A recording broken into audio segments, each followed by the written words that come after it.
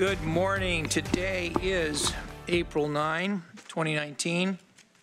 Regular meeting of Lane County Board of Commissioners. Welcome to those of you who are joining us online or in person. We have a few adjustments to the agenda. The first is that we are planning to end the meeting today at noon. So we may have to jettison item 7A, which is our quasi-judicial training. And Mr. Clark is on call to come down if we need him. But we are going to bring in under county administration announcements, an update on the sheriff vacancy and the candidates for sheriff and the number of qualified candidates, and then the process of interviewing those candidates tomorrow morning. We are planning to have both public comment today as well as tomorrow morning ahead of our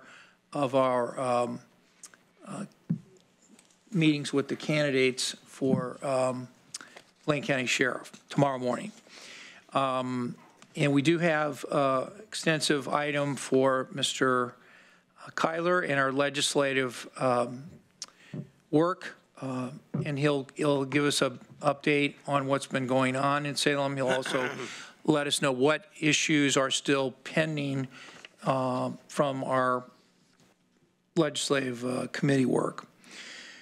And a lot of those have been mooted by the progress of the legislature to narrow down what they're considering in the last few months of the legislative session.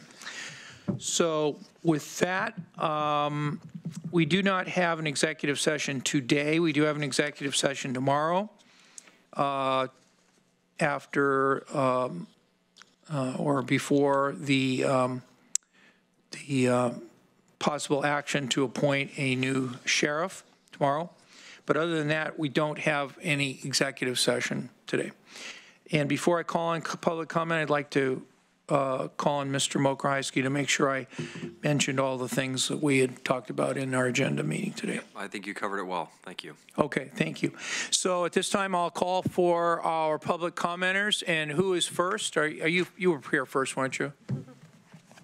Okay, come on up to the microphone, and we will first call on Mr. John Thielking. Yeah, that's right. And if you would just give your name and where you live, then I'll call on our vice chair to give you 3 minutes on that fancy timer there. And when does it go off? At 30 seconds? It will turn to 30 seconds at the yellow light, and then red light. It's the full 3. All right, welcome. Okay, I'm John Thielking. I live in Emily Simple's ward of the city of Eugene, Ward 1, or Pete Sworenson's ward. My comments today are acknowledging that we don't live in a perfect world where it would be nice for everyone, their goal would be to be vegan, and we would also have the goal of not allowing 5G to exist at all. But in a realistic world, I propose the following solutions. According to the book called The End of Ice, the last time there was 410 parts per million of CO2 in the atmosphere, we were at 7 C above baseline, not 1.5 or 2 C above baseline for global temperatures. So what that means is we need to stop eating beef and substitute half beef, half pork, or half beef, half turkey in our burgers, which, according to one of my friends in LA, he actually likes the taste of the half burgers better than straight beef. And also, as far as 5G goes, one thing you can do is the aesthetic aspect of it, you can regulate that to disallow the base station antennas in residential areas, because Verizon has done a year-long study, plus a video that's linked to on my one article that I have on the couchhusting.org blog about 5G that says that the base stations actually have a range of 3,000 feet. And then my final comment is that I'm very disappointed with the rollout of the DAS permits on the Free Speech Plaza. I feel like we should have a funeral, a second funeral for Wayne Morse, because of the death of the Free Speech Plaza. I'm currently in the process of figuring out what to do about that. There's a meeting of HEAT, Homeless Empathy Action Team, today at 4:30 at the Toaster Church, 1376 Olive. We'll be discussing, among other things, my proposal to decide what we want to propose to a landlord who has a 20,000 square foot lot in Eugene to set up an alternate site. Thank you. Thank you. And our next speaker is Tom Brandt, followed by Sean Davis. Welcome, Mr. Brandt. Good morning. My name is Tom Brandt. I live in Marcola.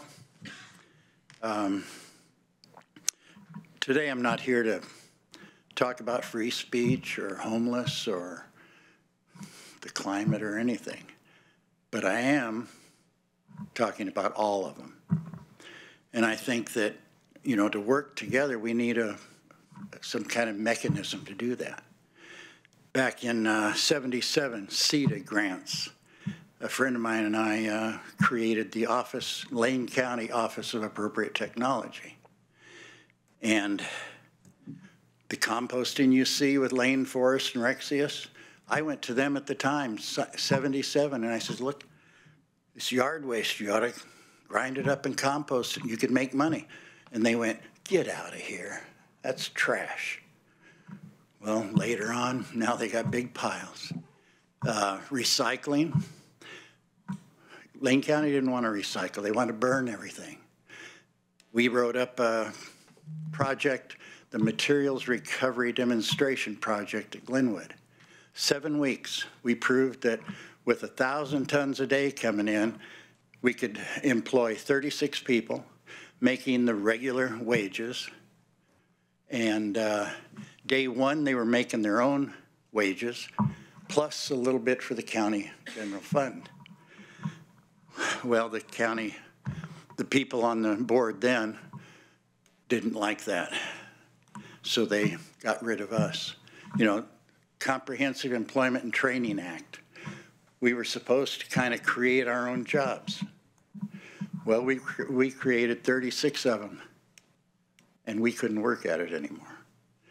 Well, I think we should, the Office of Appropriate Technology looked at the metropolitan wastewater. We showed how we could do it cheaper, but nobody looked at that. Well, we presented it, but we also did sand filters. Sand filters weren't illegal, but we pressured DEQ and we experimented with them. Now you can build on marginal land instead of farmland. Of course, they're building on farmland anyway, but it helped. I think we should keep that thing going. If OAT, Appropriate Technology, was in from 77 to now, it'd be a lot different. I think it was in 80 that the county had a affordable housing and homeless committee. And I had a big paper on that, but you know, nobody wanted to look at that. But it was a solution.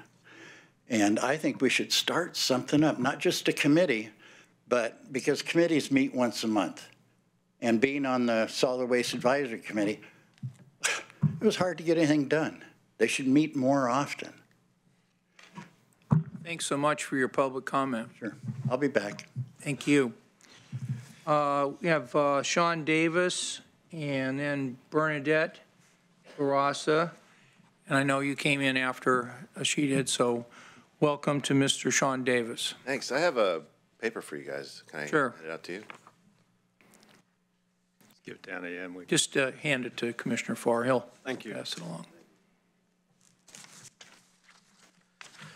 My Just name's give Sean us your, Davis. excuse me, I'm sorry to interrupt. Just give us your name, where you live, and our vice chair will give you 3 minutes. My name's Sean Davis. I live in Mackenzie Bridge. So Chair Sorensen, Commissioners, thank you for this opportunity to speak. I'm here with a request. Please make permanent funding for the Lieberg Hatchery a legislative priority for the 2019 legislative session. A lot of children caught their first fish in the McKenzie River. I caught mine sitting next to my grandfather at the Silver Creek Landing when I was 7 years old. 35 years later, my daughter caught her first fish at the exact same spot. These are memories I'll always cherish. Almost every child in McKenzie schools have these memories with their parents, and future generations won't be able to if Leeburg closes in July 1st. Leeburg hosts 70 to 90,000 visitors a year, and Leeburg trout attract people from all over the world. Guides and outfitters bring more than $500,000 into our economy, and that doesn't include the lodging, the meals, the groceries, and whatever else they buy when they're up there. Leeburg's a pillar of our economy. If it closes July 1st, it'll likely be a mortal blow to what's left to our livelihood of the people upriver. The McKenzie is one of the coldest rivers in Oregon, and its clean, clear waters can raise fish species unable to be raised anywhere else. Leeburg raises Chinook smelt, which can be benefit to Puget Sound killer whales, which are critically endangered species. Leeburg is also a refuge for at-risk salmonids for their home waters suffer. Last year, during the Rogue River fires, a lot of those salmons were moved to Leeburg until their environment was safe again. Finally, not only is Leeburg key to our economy and our environment, it's vital to our 9 unincorporated communities where 5,800 people live, work, play, and pray. I notice we don't have a sign up here, but we'll try to fix that in the McKenzie River Valley. McKenzie River Valley enjoys a worldwide reputation. It's an iconic place that makes Lane County great. Leeburg's in the heart of our valley. It's a pillar of our economy. It's a resource that benefits both our environment and our river ecology. I ask that you make full permanent funding for the Leeburg Hatchery a legislative priority at the Capitol this year. If you guys have any questions about it, I'd love to answer them. I've been kind of made myself an expert on this. I'm not really a part of any group, but I've noticed that our area doesn't really have a big voice at the Capitol, so we went down there and testified and put together a pretty big showing. I mean, I think about half the population of my town was there. So we're reaching out to all groups now to see if we can't get some more help, because we're not really sure where it's at in the legislature. Thank you so much. Thank you. Thank you. And Bernadette Barraza, please come forward, give us your name, where you live, and then we'll give you three minutes. I'm the one who always adjusts the mic down. My name is Bernadette Barraza. I live up on Dillard Hill, just south of Eugene, Heather Bucks District. And thank you for representing us. Someday I'll come and talk to you about the smell coming from Short Mountain, which is only a problem for a few of us probably, but I'm one of those that gets the direct hit. And like another fellow said, there are lots of things I could talk about. I didn't really have time to prepare anything brilliant, but I heard about the Free Speech Plaza, and I hope it's not true. I hope you tell me, oh, we already fixed that, but I will never call it a terrace. It's going to be a free speech plaza till the day I die, at least in my mind. And all of the other things I care about are going to be sort of undermined if we really start pulling the rug out from free speech in this town. And I hope there's something that you all can do about that. And I was reminded for some reason this morning of a dream I had about 50 years ago when I was in college, and I know people love to hear other people's dreams, so I'm going to share it with you, that I was outside of a house looking in windows, as were a lot of other people, and we were all seeing different rooms, and so therefore different things, and we were trying to describe each other what the inside of a house looks like or what it is. And we couldn't go in, but we were trying to know what it was. And of course, there was a lot of disagreement, and we were all certain about the part that we saw because we saw it with our own eyes. And I feel that that's kind of what's going on in our world these days, is that everybody has insights into some small part. And the more we can listen to each other, the more we can really understand the totality of what we're trying to do, what our purpose purpose is here on the planet and how we can be happy or whatever that whole package is. But respecting other people's opinion is so important, and listening to what people say. I worked for Jill Stein during 2016, and I hung out at the Free Speech Plaza more than normal and met some really nice people and heard their stories. And maybe since there's so few people here today, you could give a couple of them 5 minutes instead of 3, but thank you for your time. Thank you, and please come forward. I didn't write down your name, so please give us your name, and I'll write it down. Hi, I'm Ellen Fersner, and I live in Marcola, and I'm also here to talk about the Free Speech Plaza, which apparently is now the Wayne Morris Terrace. If I sound confused, it is because I am confused. I'm getting a lot of different answers, and nobody really knows what's going on.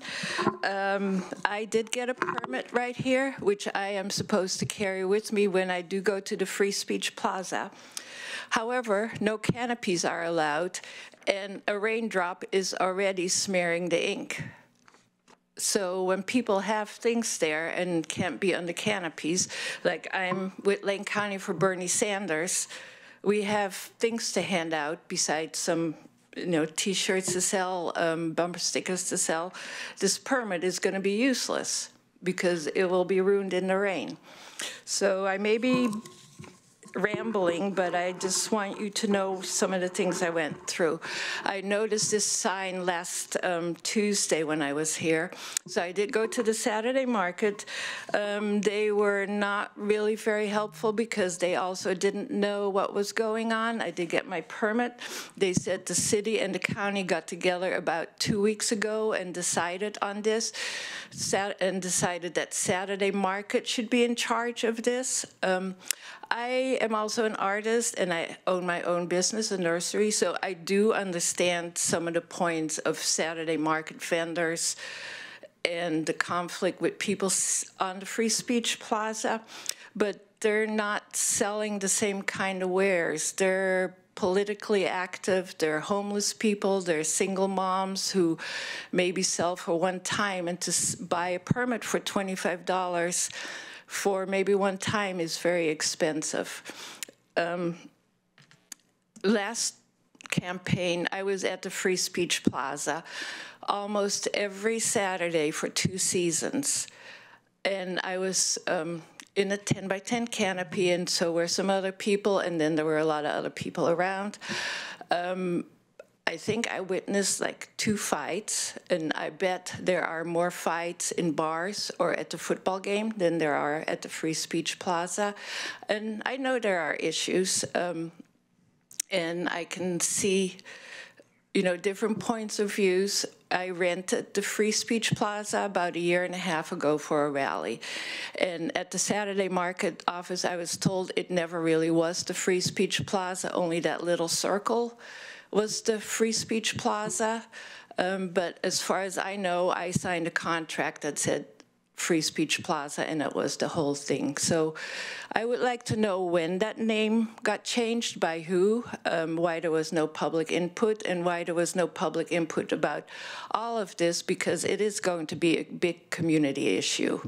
And I am not the only one who's questioning this. Thank you. Thank you for your public comment today. Is there anyone else that's come in that has not signed up? Please come forward and give us your name and your where you live and what you want to talk about, and we'll start the timer.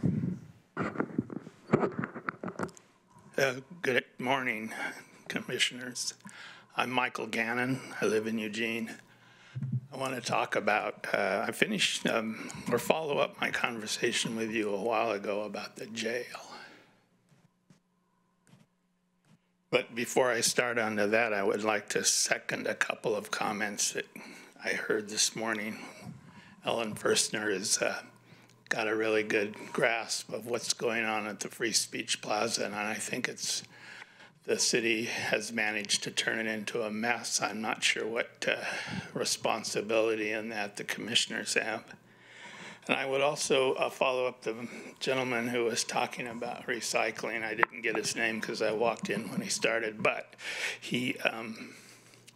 I was on the Waste and Recycling Advisory Commission from the county, and in the 90s, and I was pretty disappointed with the amount of time that was necessary to be on that committee, the lack of any kind of communication with the commissioners, and the lack of any really responsible innovation on what I consider to be tremendously important issues. I already used up 1 minute and 20 seconds. So I want to talk about the jail because I mentioned that how disappointed I was to have letters returned, and I used the example of a letter that was returned. I'm not sure I made the point completely, but I think there were 7 tiny dots. If you can imagine dipping up one hair into a cup of coffee, pulling it out, and setting it on the page after it had been dropped with just a tiny amount. So that letter was returned. I mentioned that to you and told you that story, but the important part of it was that it never was delivered to the recipient because it took about 2 weeks to get back to me, and by that time they were out of jail. And I think the important thing here is to understand how dramatically that affects our population at large. You may not see that. It may not be very obvious. But wow, I'm down to 36 seconds here. I can't even go into that, but it's there, and I'm really pushing you to try to do something about it. I'm right now trying to counsel a young person who seems to have really a firm grip of methamphetamines on his behavior, and working with his parents. I can't visit him in jail because I don't have an ID, but I was arrested more than once, like when I demonstrated against at the free speech platform, and taken to jail. Thanks so much for your public comment, too. Okay. Thank you so much. 12 seconds Oh, left. okay, go ahead, finish up. I wanted to say that that I've seen this, it's a repeat situation I've seen before because I live on the streets and I talk to people on the streets and I try to identify ways in which small, tiny contributions can improve their lives. And one of them that I see really bearing a tremendous problem for us is the time that we as a society are willing to let people just sit in the jail as some form of punishment. And in this example, this kid, I've tried to get this kid on different kinds of addiction treatment programs.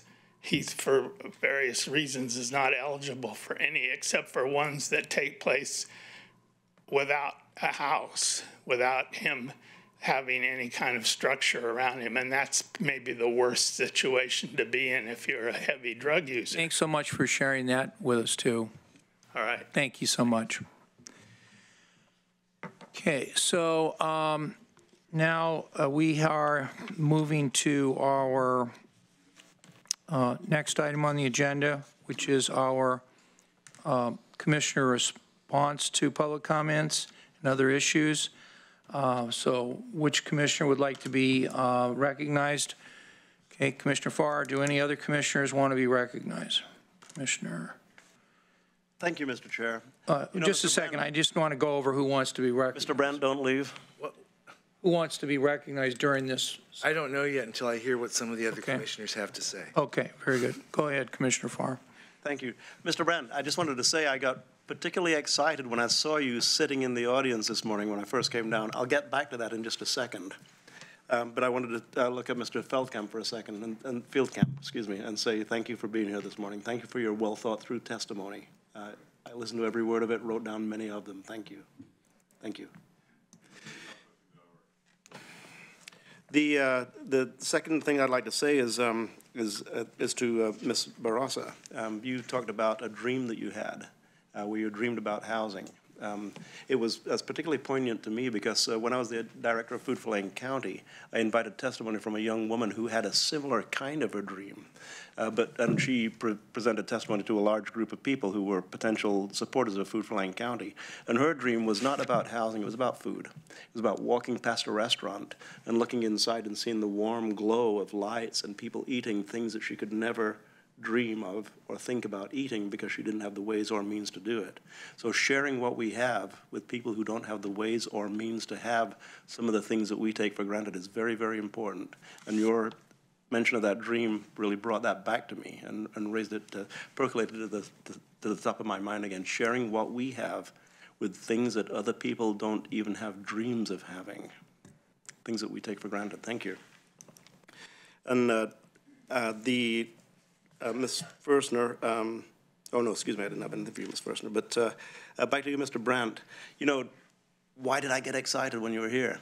Because you are not you don't provide regular testimony. You give us history, actual history that you experienced, that you were a part of, and you give very specific events with very specific titles and very specific procedures that you were working on in the 1970s. Pretty exciting, because you know what? We all too often, in fact, almost always, forget history. And we forget what people have done before us who have paved the way to some of the things that, once again, we take for granted that we are able to do today. And we forget what you did. We do that all the time. We currently do it, and in particular when it comes to, for instance, taking care of people who are living in poverty or homelessness. We forget that people have been working on these issues for a very long time. And rather than try to invent something new, we need to make our efforts that have already been, that have already had energy expended on them more robust. Thank you. I welcome your testimony. I look forward to it. Thank you, Mr. Brandt. I just wanted to speak on Mr. Davis's comments regarding Libor Katri. I know he's not here at the moment, but I've been watching it extremely closely as it's been going through the legislative session. I am, of course, a strong supporter of being able to support the hatchery and its iconic wildlife and fishery throughout the region. And I will continue to be supportive and follow and be involved as I can throughout that legislative process. Hopefully we'll have an update on that in a little bit. Okay, any other commissioners? Okay. Thank you. I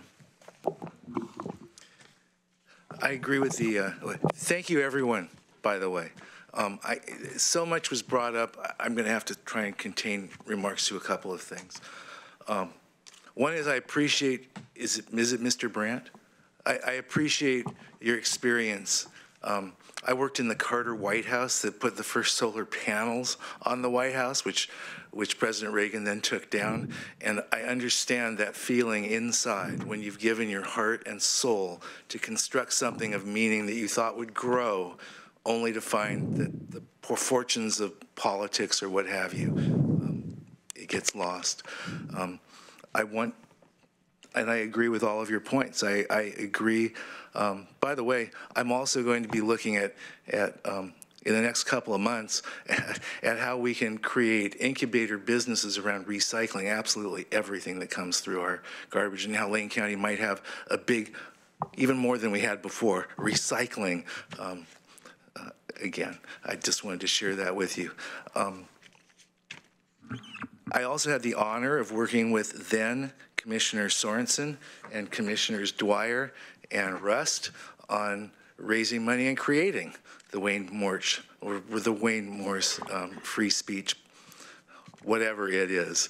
And when we were doing that, and I'm listening to all sides, and as yet I don't quite understand the issue, and I would even ask Mr. Mokrahysky to address that, because I think he could provide some specifics. In fact, before I wander, would you like to address any of the concerns that were brought during my, yeah. I'd be happy to. Just briefly, Mr. Chair and Commissioner Bernie, comments related to the Free Speech Plaza. First, in terms of the, I'm not aware of any change in the name. So if anyone has documentation around that, I'd like to see it, and we'll try to get resolution to that. But it is the Wayne Morris Free Speech Plaza, to my knowledge. So if it's referenced as something else in some other literature, we can try to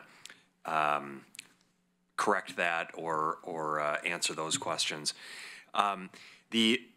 The only thing that has changed in the Free Speech Plaza on Saturdays is the requirement that anyone that is participating in commercial activity is required to seek a permit. It's a one-time $25 for an entire season permit to sell goods in the Free Speech Plaza. You may recall that a few weeks ago I updated the board that we had received communication from Saturday Market and from the Farmers Market about their desire to work with the city and the county to identify solutions based on concerns that were happening in past years. There's been commercial activity that has actually precluded the ability of individuals to go and use the Free Speech Plaza as a free speech plaza because it's occupied by a lot of commercial activity. And so there's a desire to make sure that that commercial activity has some reasonable regulations, and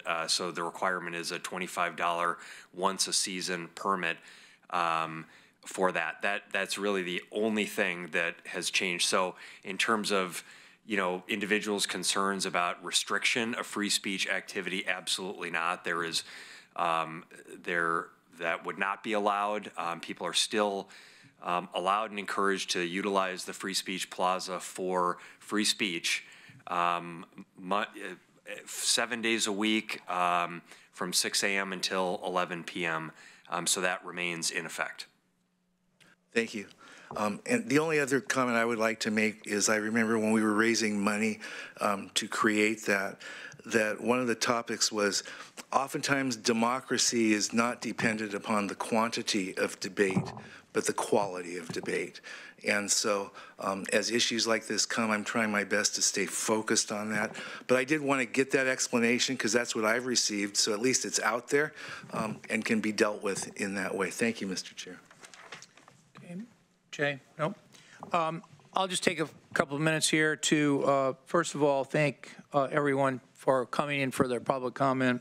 We don't always know the impact of someone's public comment on the board, or for that matter, any other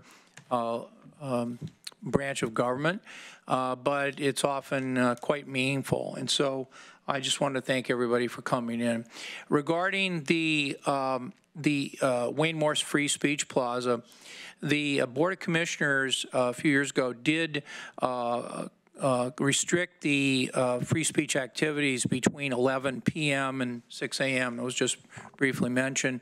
No change has occurred to that policy since 2 or 3 years ago when that policy was put in place.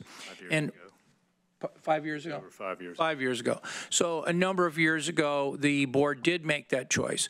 And I'll just say that I was a no on making that choice at that time. And I still think that the free speech portion of the Lane County Courthouse block, the Free Speech Plaza portion, you know, should be open to the public for First Amendment free speech activities during all hours of the day. Now, last week, we had a board vote, 4-0. One of our commissioners was absent, but we all agreed that the new lot that the county purchased from the city of Eugene, formerly known as the City Hall lot, we're going to put a parking lot there to get some revenue while we figure out the timing, if ever, of a new county courthouse, if the voters approve it and if the state approves money for it. But in the meantime, we're going to get some revenue from parking. And the Board of Commissioners went along with and approved having the closure of that area as well as any other areas that the county owns in downtown Eugene to be consistent with Eugene city ordinance, namely that it's closed from 11 p.m. to 6 a.m. And what I would like to do later in the meeting today is to get an effort underway to make sure that we have the Free Speech Plaza open all the time. And that will be representing a change from the current situation.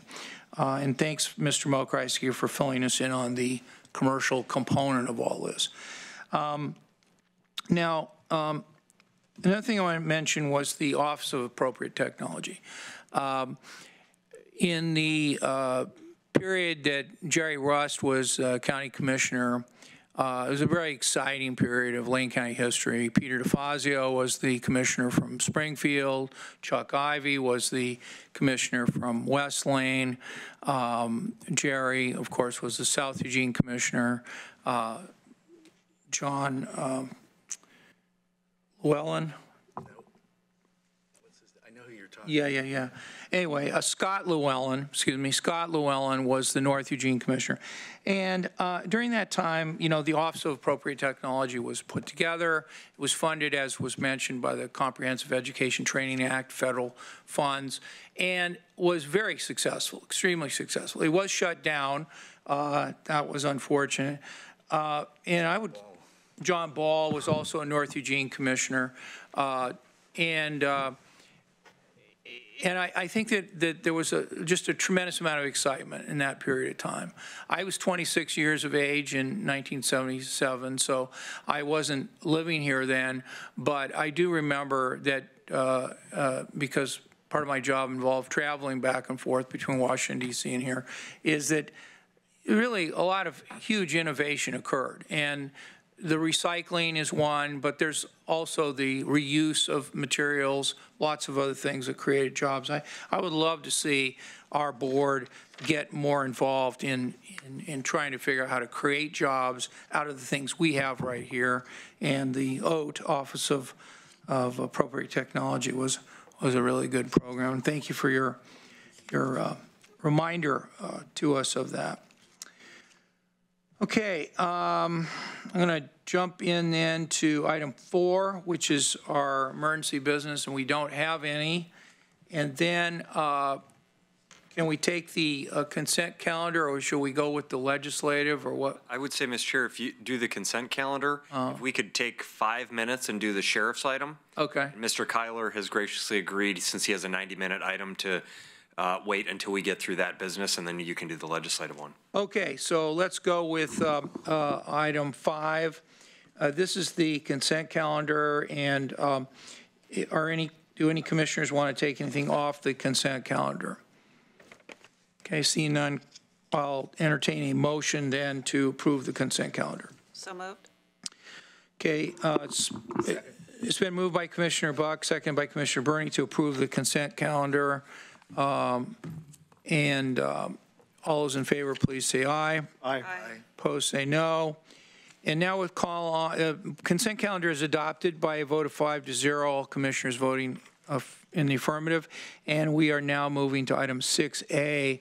And this is our county administration announcements. And by far the most important things going on right now are the flooding and the work we're doing to get ready for tomorrow's work session for interviewing candidates for sheriff. So I'll call on Mr. Mokreisky to go through the sheriff item.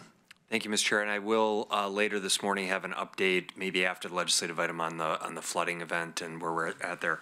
Right now, we'd like to just talk to the board briefly. As you know, after the board's direction last week, we posted, I believe by noon on Tuesday of last week, we posted the sheriff's position for recruitment. That was open. It is open until filled with a first review at 5 p.m. yesterday. And so at 5 p.m. yesterday, we reviewed, our Human Resources Office reviewed those applications. We have 2 qualified applicants that have met the minimum qualifications for the sheriff's position. The board last week directed and asked that we set up time for tomorrow morning. So we have 9 a.m. tomorrow morning set for the board to conduct interviews. So we will email the commissioners and send out a public notice of the names of the 2 qualified candidates. We will send the commissioners the applicable information so that you can review that later this morning in advance of tomorrow. And what we want to talk about today is interview questions. Ms. Holmes, our Human Resources Director, emailed the board a list of 10 questions And we want to just hear from you on any updates there, changes on that, and then how you would like to structure the interview process for tomorrow. So that's what we want to accomplish here just in the next few minutes, get some direction from you, and then we will move forward after we receive that direction, notify the candidates that their names will be public before we make their names public, and verify that they're available tomorrow morning, and then we'll pursue sending out the information and preparing for the interviews tomorrow. All right. So one of the first points that I wanted to check with you was I did send out the email, as Steve mentioned on Friday, with the list of 10 potential interview questions. And the first part to drive that would be, we have 2 candidates.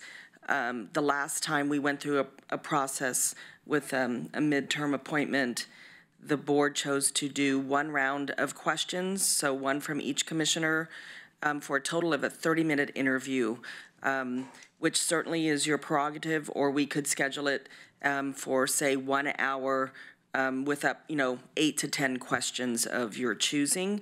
So that would be the first point of consideration. And then the second would be, I have received feedback regarding the interview questions from Commissioner Farr, and have incorporated that into one of the existing questions, but not from anyone else. If you have any interest in either identifying particular questions that you would want to include, or if you want to add a question, if you could get those to me by mid-afternoon, that would be great, so I can incorporate those into the package for tomorrow. So I guess first is your interest in the length of the interview process and the amount of time you are interested in having, to hear from the candidates.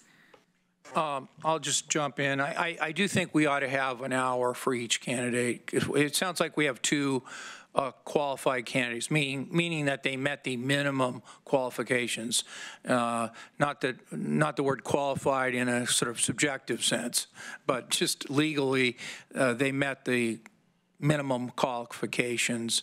So I would like to suggest that we give the candidates 10 minutes of that 1 hour period to introduce themselves, that we reserve approximately 40 minutes for questions, and the questions can be in the sequence by district number. So each commissioner will just take a question, we'll just keep going through it for the time we have, approximately 40 minutes, and then a closing period for each candidate to summarize why they think they're the person that should be appointed, and that totals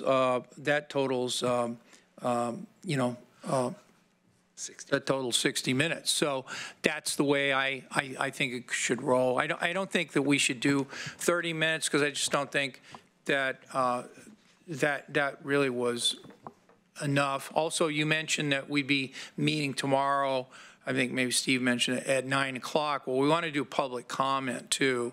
So we give the public an opportunity to give some perspective on these candidates, or any other public comment, but we just want to reserve a public comment period for tomorrow morning. And then if that goes 30 minutes, which often our public comments do, then we're looking at, 9:30. We have 2 hours, that puts us to 11:30. We have a executive session if we need it, and we have board action, and that complies with our previous hope to get the new sheriff appointed to overlap with Sheriff Trapp's remaining time in office. So to me, that's a way to do this. Commissioner Farr. Thank you, Mr. Chair. I'm first going to note a style difference from what's been historically the style of the chair of the board. Historically, my experience has been that the chair has allowed commissioners to speak first, and then they would add their comments afterwards. We'll know that Commissioner Sorensen's style is to speak first and then speak last, which is his prerogative as a chair. But that's not been historically the prerogative of the decision of the chair. But I appreciate it. And in this situation, I do agree with most of what Commissioner Sorensen has just outlined. I believe an hour is good. I won't, having been the human resource director for two very large companies locally, one nonprofit, one the de facto human resource director, and one private. I'm not going to talk about that because this is very different. We are taking interviews for what is an elective office. It's a temporary position that we're not hiring, we're appointing. And I believe that some of the things that Commissioner Sorensen has outlined is fine. I'm not going to deviate from what he's outlined. But I think that we have a deliberative process ahead of us tomorrow, and 1 hour is a good suggestion.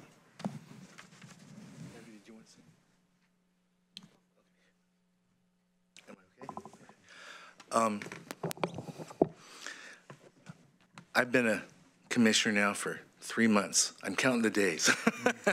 Not because I don't like it, I love it. But I must say that I've heard our chair go first, and I've heard him go last, and I've heard him go somewhere in the middle, so I've yet to determine the pattern.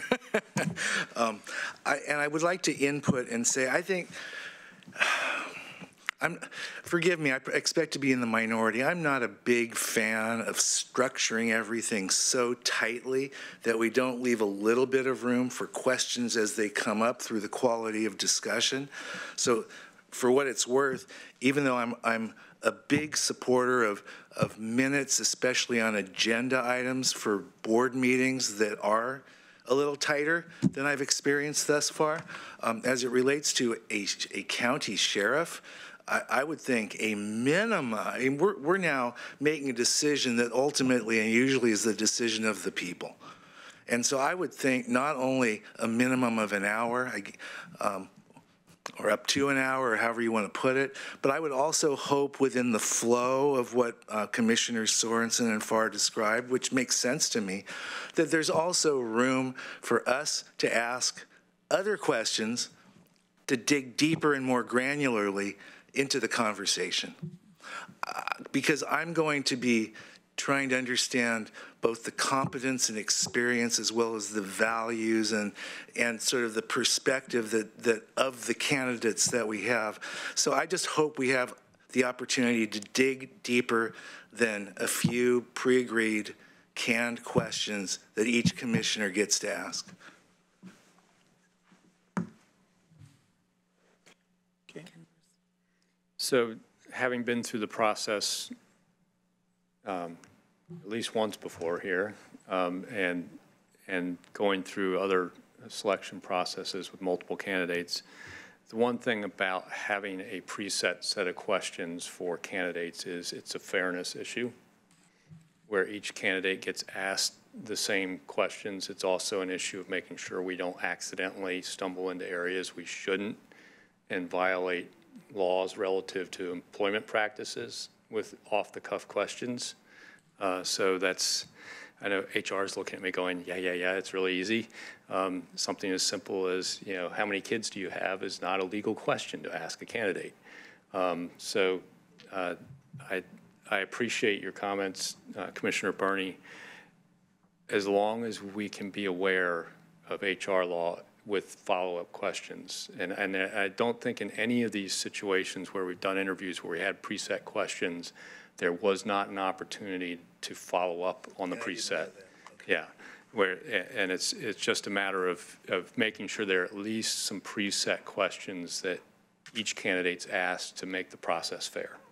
And that's really, so we don't ask one candidate what were really difficult questions and maybe not ask the other candidate equally difficult questions, and then there gets to be an appearance of favoritism too. And forgive me, because I completely agree with everything that Commissioner Bozovich has said. Yeah, so that's my only concern is we have a fair process and an equal process for both candidates, and that we also be careful we don't violate HR law.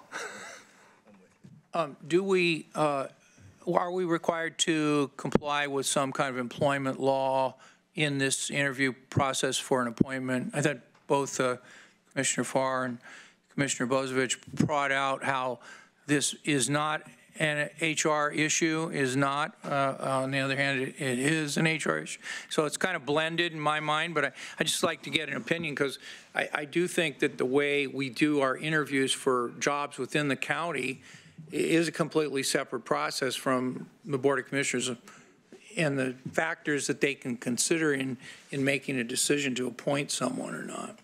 I think that's a really good question, Chair Sorensen. As to the legal requirement, I don't know that I can speak specifically to that, and I'm happy to, when I leave, do a little bit more research into that. However, since we are structuring this through what is typically seen as a hiring process, we've done a posting, we put out advertisements, we notified all types of relevant professional associations. We let them know that we would be having interviews at a certain time. It has the appearance, certainly led through this process by your Human Resources Department, of an interview, that more typical process. So I think in that spirit, I would at least recommend and strongly advise that we adhere to that. I certainly acknowledge the comments from Commissioner Berney, and I wouldn't expect anything else, that if certain questions beg more information from any of you, that you seek a deeper response or exploration of a certain topic relative to those questions. Absolutely, that would make sense. And you do have, you know, that obligation, certainly with what's an unusual situation in front of you. And so that would be my response. And perhaps if there's that interest that I'm hearing of making sure you have that additional time for follow-up questions, I would just ask if 1 hour is going to be enough with an opening and a closing and that possibility. And perhaps we should expand the time for each candidate if that is your interest. And I think what we could do on that, in terms of time, you know, maybe what we could do is say 9 to 9:30 is public comment, 9:30 to 11 is the first candidate. And if you end early, that's okay. But at least you have that window of time and a little bit of transition. And then what does that take us? You could break, although we can't break because you have a tour at 1. So that would take you from 11 to 12:30. Yeah, so we're pushing up here on. That's why I suggested the hour. Yeah. Yeah, so maybe what we do is you do an hour, 9 to 9:30 is public comment, 9:30 to 10:30 is the first interview. You leave 15 or 20 minutes in between, and then the second interview, and then you're probably going to have about 30 minutes for an exec session, but it's going to start to get tight from the standpoint of potentially making a decision. I'm supportive of an hour as well, and to have some consistent questions for everybody. I think that's the most fair way to proceed. So I'm supportive of the original concept by the chair. So do you need any more information from us? No, other than what I'm hearing, just to recap, what was proposed by Chair Sorensen, interview of about 60 minutes, 10 minutes for introductions, 40 minutes or so for questions, and then a closing statement by each of the candidates. That will be after a 30-minute public comment period. I do just want to remind you, if you do have an interest in identifying any of the questions that I sent you or something else to be included, to just get those into me by mid-afternoon so I can work on creating the packet. And the last comment I would make, Ms. Chair, is just regarding the timing. One thing, you know, the Sheriff Trapp had indicated that you do have the jail tour scheduled at 1 p.m. That is a responsibility of the board to do that annual inspection of the jail. Sheriff Trapp, I believe, last week had indicated that the timing of that was not necessarily critical. And so if the board needed more time for this interview process, we could adjust. So what we may want to do is we'll confer with the sheriff and look at what's been noticed and see if there's some flex there to be able to get you some additional time, because, you know, you're doing all this interview work. You're also going to want to meet and discuss what you've heard and seen, and then consider a decision if you want to do that as early as tomorrow. So I just put that out there, that we'll confer about, you know, what our ability to create some additional time for you in this process tomorrow may be. Here's my scenario potential for the commissioners to consider. 9 to 9:30 max public comment. 9:30 to 10:45, up to 75 minutes. 11 to 12:15, up to 75 minutes, and we begin the jail review at 1:30, if possible.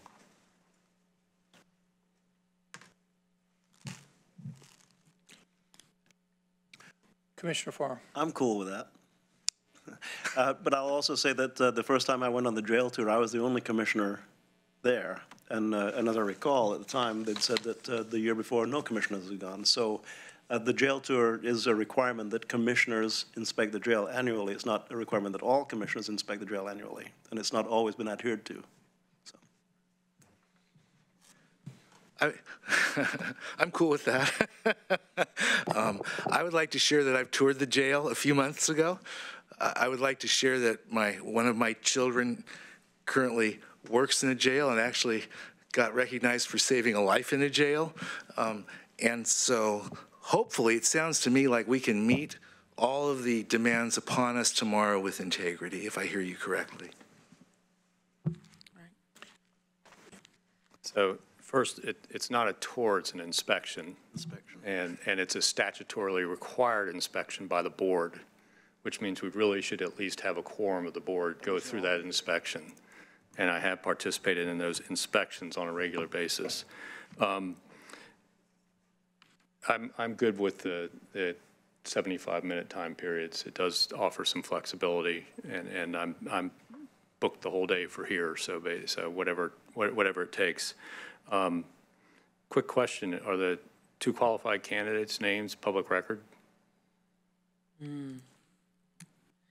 I think they will be, yes. We're trying to respect those two candidates and notify them that their names are going to be public before we make those public, but they will be public later this morning. Yeah, I propose that be given to the media at the same time, because I'm sure that they're dying of curiosity. Yeah. We'll be working with Devin on that. Just to comment on this in jail inspection, a few years ago, we got the law changed so we didn't have to inspect all jails in Lane County. So the previous law had required all jails within the county to be inspected by the Board of Commissioners annually. And so I personally helped inspect the Florence City Jail, the Coburg, Junction City Jail, Cottage Grove Jail, Lane County. And so we got the law changed to make that optional. But what is not optional is the inspection of the county's jail. So the inspection requires at least 3 commissioners' signatures that they have inspected the jail. So we've had lots of tours of the jail, but the tour, as Commissioner Bozovich pointed out, isn't the statutory inspection. So we have to make sure that we have 3 commissioners on the inspection. Commissioner Sorensen? Yeah.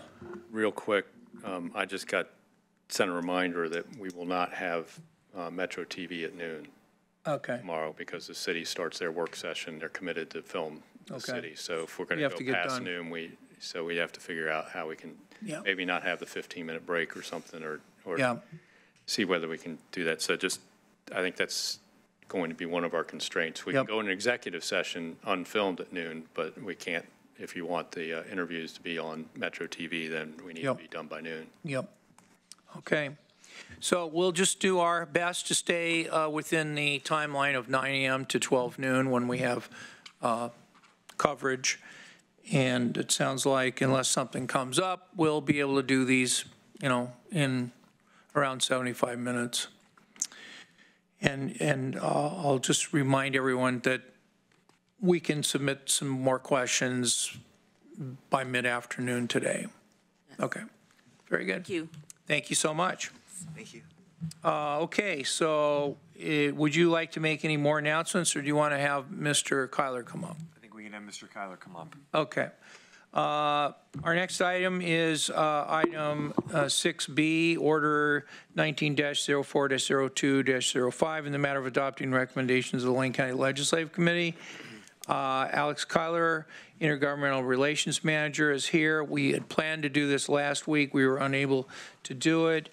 The Legislative Committee did meet, but in the meantime, there's been a lot of movement in the legislature, and today is the final day for bills, if they have not been moved to the floor, will not be considered. So that will shorten today's discussion, but we'll structure it as having the handouts that are being distributed, and Ms. Jones, our board coordinator, has posted these, and Mr. Kyler is ready to give a presentation on basically three things. One is the mitigation of risk for access to public road for ATVs. That's an issue that's come up before the board a few times, mostly in conjunction with ATV near city of Oak Ridge. Secondly is the budget, state budget, and third will be the remaining issues of our reviewed bills, the bills that the Legislative Committee reviewed, and what Mr. Kyler has to say about them. So that is kind of the intro. We had planned on Mr. Kyler giving about a 30-minute presentation here, followed by the Board of Commissioners asking questions and moving through all of the different bills and issues he talks about. So please go ahead with your 30 minutes or less. Thank you, Mr. Chair and Commissioners. Alex Kyler, your Intergovernmental Relations Manager. So I'm going to give you an update from our March 14th Legislative Committee meeting. There are a number of items to go through as you've discussed. I think what I'd like to start with is in your packet is the principles and priorities document. And if the board will recall from the last time I was in front of you, there was a discussion about a little bit about process and how we were going to deal with letters from individual commissioners. The chair made a suggestion that that those letters be copied to the full board. And so when we had Legislative Committee on March 14th, we did take that up, and so we've amended that document to include that procedure. So if it hasn't already occurred, if there is an individual letter that gets drafted for and on behalf of a commissioner, it will then be sent to each of you as individual commissioners. The other thing about that document is it does now state April 2, I think, update, and that's just because of the delay in my presentation until today. When you go to adopt that document, it should say April 9. So that is the update. That the one thing we did at the Legislative Committee to the document, we did actually have a pretty good conversation, I think, about the document itself and the fact that it's a very dynamic document. You'll see me bring that potentially every time I'm in front of you with a Legislative Committee update, but it's probably worth taking a close look at that and seeing if there's things that need to be changed, need to be inserted, deleted, those kinds of things. So we're always trying to sort of make sure that it reflects particularly the current board's outlook on all things legislative. So I'd like to turn next to the document that is the Lane County, that's one of the handouts that I just gave you, the Lane County 2019 Legislative Priorities as of April 9, 2019. And on the back side, it does have the budget update. So it's a two-sided document. This is, I did bring you this document as well the last time I presented, and things were, as Commissioner Sorensen indicated, things were not quite as evolved in the legislature as they are today. So there are some updates here. I will say our Tier 1 priority, the courthouse project still remains. There's been quite a bit of work that's done, and I'll touch on that a little bit when I flip the page over and get to the budget discussion. On the Tier 2 priorities, we still have not seen a hearing scheduled for House Bill 2104. This is the issue that Administrator Mokrzycki worked on with the governor's office. The good news is that House bills that are in House revenue are not subject to today's deadline. So that bill can stay alive throughout the entirety of the legislative session. Does that apply to Senate rules also? Is that correct? That's by, I think each chamber adopts individual rules, but there are a couple of, any joint committee, it stays open. The Rules Committee obviously stays open, and Revenue stays open. So when we get to the bill review, you'll see there's a lot of bills that have moved in order to stay alive. The second item, it was an effort that we did have printed. Nothing's changed with that. I think this is, I don't think I've necessarily changed anything here. We're not going to move forward with that little bill on the second bullet and at request of the Oregon Health Authority. Third bullet, that's the bill that we'd introduced, was heard in rules early on, generated quite a bit of controversy. We're feeling like, even though it's in rules and could still sort of be revived, not hearing anybody really interested in trying to do that. Fourth bullet is the truing of the video lottery bill. This is a bill that Commissioner Buck came up and testified on, and that bill was worked and moved to Ways and Means. So that's a very good sign. That's exactly where we wanted that bill to get to, and that means that we can still advocate for it down at Ways and Means and continue to try to make sure that thing gets all the way to the governor's desk. Fifth bullet is an interesting little bill that came to us from Health and Human Services. We had this bill introduced as House Bill 3332. It was drafted fairly late in the session, and unfortunately, the chair of House Health Care just did not have time to put it on her calendar.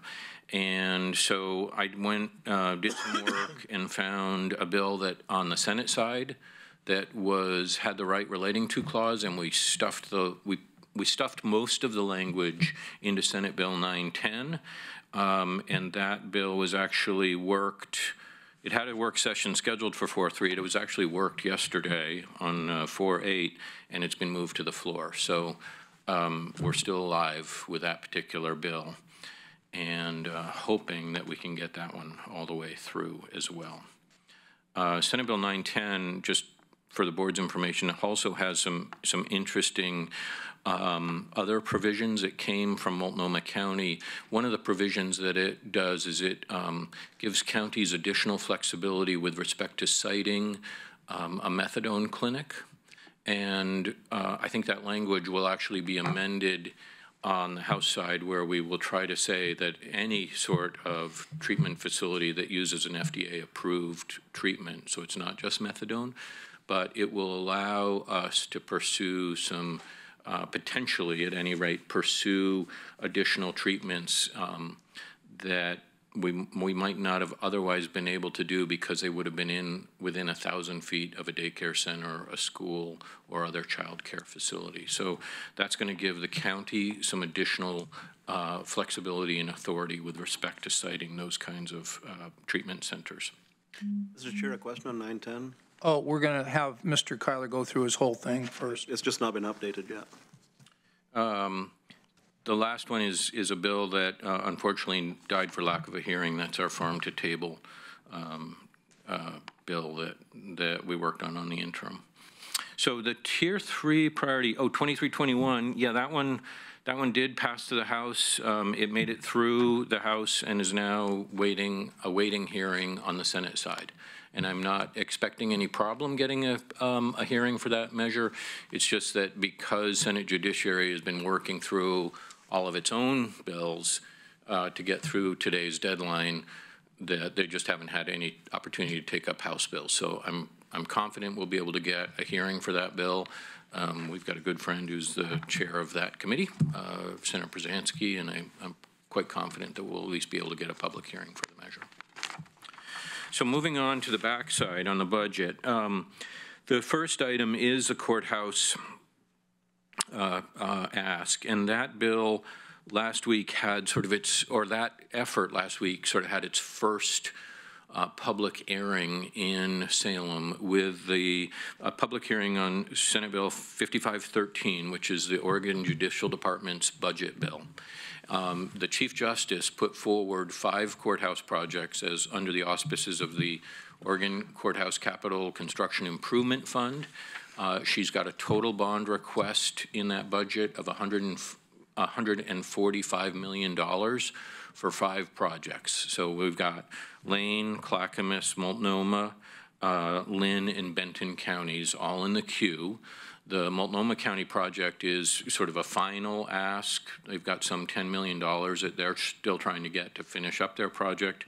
And then the Lane County ask at $87.6 million, and the Clackamas County ask at $33 million. So we've been working quite closely with Clackamas County to try to ensure that the complete ask gets across the finish line, and Commissioner Bozevich came up and testified on that, on Senate Bill 5513, along with Mike Penwell, our capital construction manager, who actually was his first time testifying in Salem, and he just did a really stellar job up there. So that was a good hearing. The next big challenge that we face is not this particular bill, but there will be another bill, which I believe is going to be House Bill 5005, which is called the bonding bill.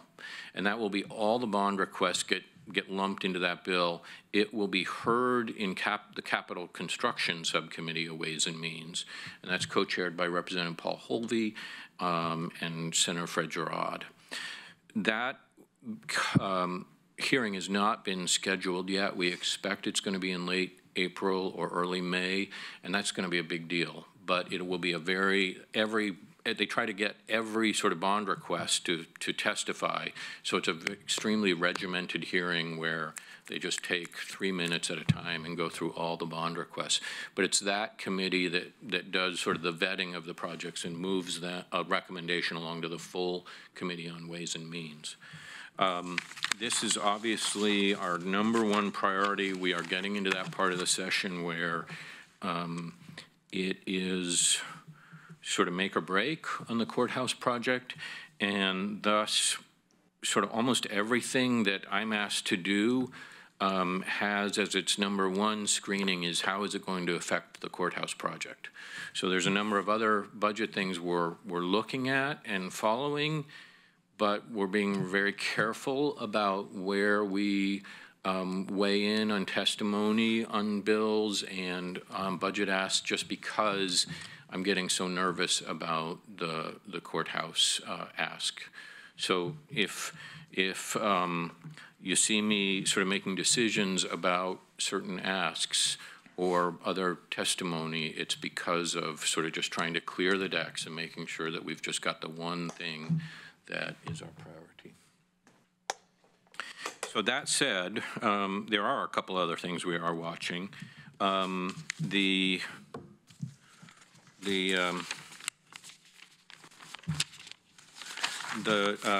second bullet there, the CJC's budget, if you recall, the board, well, some of you recall, in October we wrote a letter to Governor Brown. The county wrote a letter to Governor Brown after the agency request budgets had come out and before Governor Brown was making her governor's recommended budget.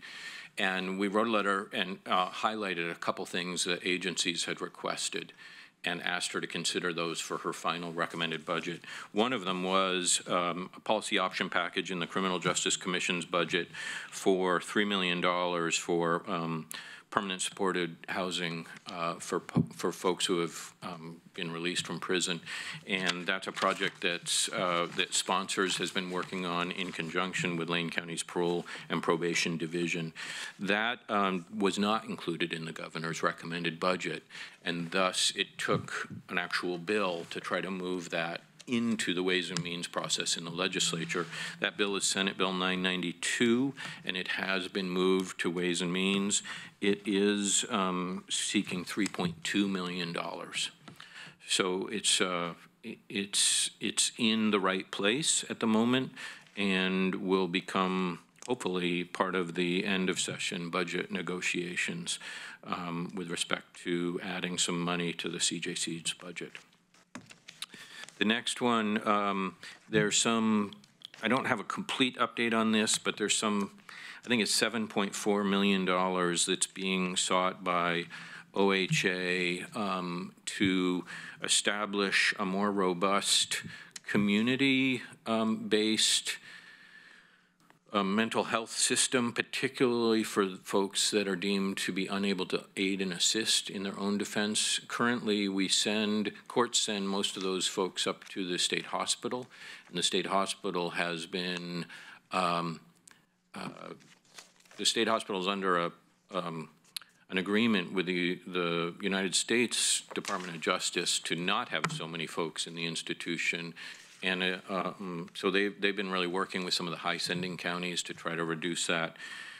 Obviously, we need resources to establish community restoration services, and Lane County is one of the high sending counties, so we've been tracking that fairly closely. On the third bullet, public health modernization is a bill that passed in 2015 and has never been adequately funded. It really sort of established a whole change in how public health should be carried out. We saw a very small investment in 2017 for the last biennium. The OHA budget had requests 45, I think it was 45 or $55 million for modernization, and that has not been adopted by the governor. She's relying on some potential tobacco tax revenue to produce a smallish portion of public health modernization. So we continue to work on that. Interestingly, Senator Beyer is the co-chair of the Ways and Means Subcommittee on Healthcare, so he becomes sort of an important person in that conversation. The fifth bullet is something we've been tracking for a while, and that's this intersection between public safety and behavioral health. We call it BHJRI, for Justice Reinvestment Behavioral Health. Senate Bill 973 has become the vehicle for that.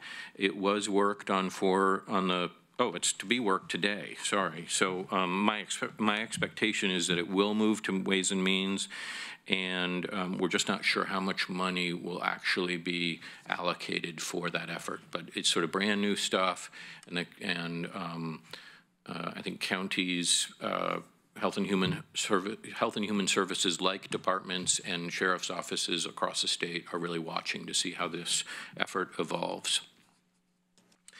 Finally, I've got an effort we've been working on for several years. That's wood smoke mitigation, and there are two bills that look like they're going to move. One did move yesterday, and one was heard yesterday, but I think they're both going to go down to Ways and Means.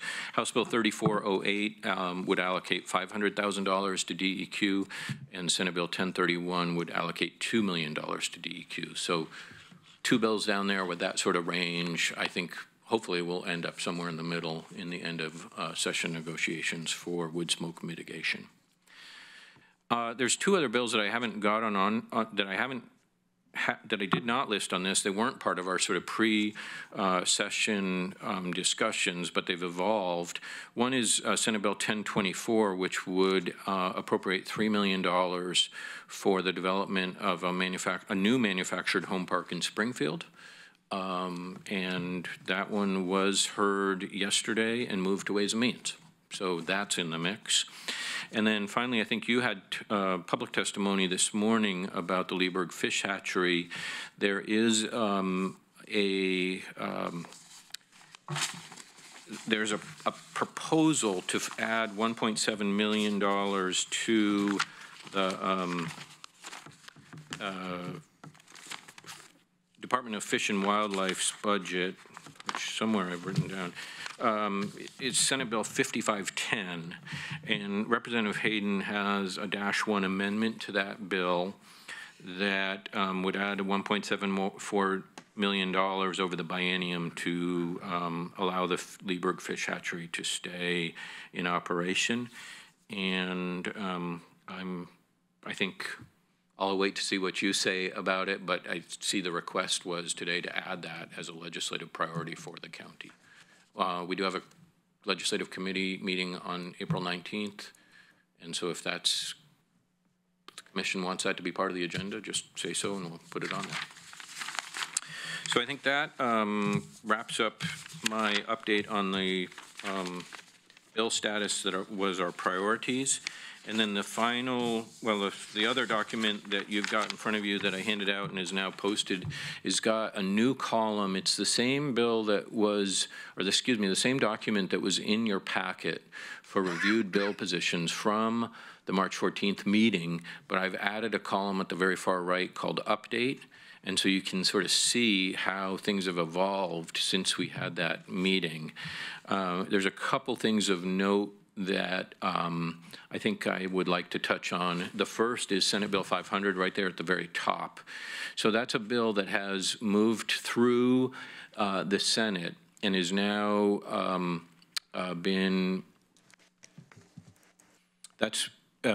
it's a waiting assignment in the House.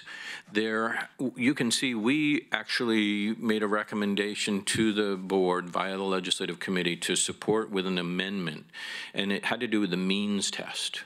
The means test is that in the future, the way the bill is currently written, you could have the ability to provide a property tax exemption of a certain amount to a veteran who has 100% disability.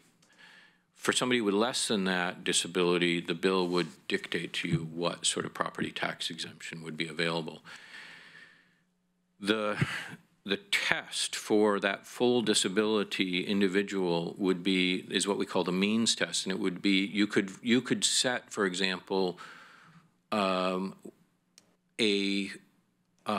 property tax exemption for that individual based on their annual income. So you could say if a person has less than $50,000 a year income, we would grant that person a property tax exemption of X, Y, or Z.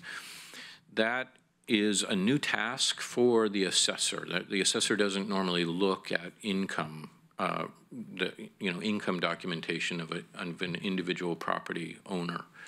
So the legislative committee discussed that some, and my understanding is that AOC has now had further conversations about this bill, the Association of Oregon Counties, and has landed on a position that they would like to be able to have a means test for all of the exemptions. That was discussed yesterday, yes. Yeah, and so this is a measure we're continuing to look at and be involved with, and I expect to continue to update you on it. The other ones that I wanted to bring to your attention, you've got a couple of bills in the sort of about halfway down the page that are all under a recommendation of monitor, and they all have, there's 4 of them, they all have to do with pesticide application. 3044, House Bill 3042, and then 2 Senate bills, 931 and 926. All those bills are dead as of last night. So you can see on that right-hand column, I've tried to make an indication where they have not been able to advance. If you see a bill that's, or if you see a notation there that says rules or revenue or ways and means, then all those bills are continuing to be alive. And then if you see something that says work session 49, for example, that means we're still waiting to see what happened with that. On the backside, on the backside, there were a couple of things that I just wanted you to be aware of. So you can see on the backside, there were 6 bills we just ran out of time on at legislative committee. And there's one that I really wanted you to actually take a look at, which is at the very bottom of the page, House Bill 3192. It is, it's a bill that has been moved to revenue, so it is still alive. It's a Multnomah County proposal to tax opioids, and I'm not fully briefed on how one does that, how a state can actually tax a prescription drug, but I think it's worth worth at least monitoring. So while we didn't get to it in legislative committee, I wouldn't mind if the board, when it makes its recommendation, to just establish a monitor position on that measure, because like I said, it's still alive, and we've been working fairly closely with the Multnomah County Government Relations team, for example, on that Senate Bill 910 that I brought to your attention on naloxone, kind of in the realm of opioid addiction, and I'd love to be able to continue to watch that, at least watch that bill. So if you have specific questions about these things, I'm happy to entertain them. Okay, Commissioner Farr, you wanted to add something about? There's only procedural about 910, and that is that doesn't seem to have been updated on the legislative website yet. It still doesn't have the gut and stuff included in it's just got the introduced text. So I presume that we're just in process on that. Chair Sorensen, Commissioner Farr, you probably have to look at the amendments tab on OLIS, and there was a -2 and a -4 amendment. Both of those were worked last night into the bill. So you're right. I think staff up there, I've noticed it too. There's a couple bills that, or it may also be, well, it should, even if the bill has been moved to Ways and Means, it should say it's A engrossed. But at any rate, eventually that bill will say A engrossed, but in the amendments, there's two, the -2 and the -4. The -2 was ours, the -4 was Multnomah's, and so the -4 has that language about citing a methadone clinic, and then the -2 has the information about the naloxone. That's fine, and that was just procedural. Then on Senate Bill 500, we did talk about that yesterday in AOC and talked specifically about means testing being at the discretion of the county. And a part of the discussion was that while the impact that we talk about at AOC has the impact to counties, we didn't talk very much about the impact to school districts, for instance, and municipalities, which we broached that subject yesterday. And while we are very sensitive to unfunded mandates or unfunded revenue discussion, I wanted to make sure that we were aware that school districts are probably more affected by it than counties, and that before moving ahead with full support, that we should be in contact with our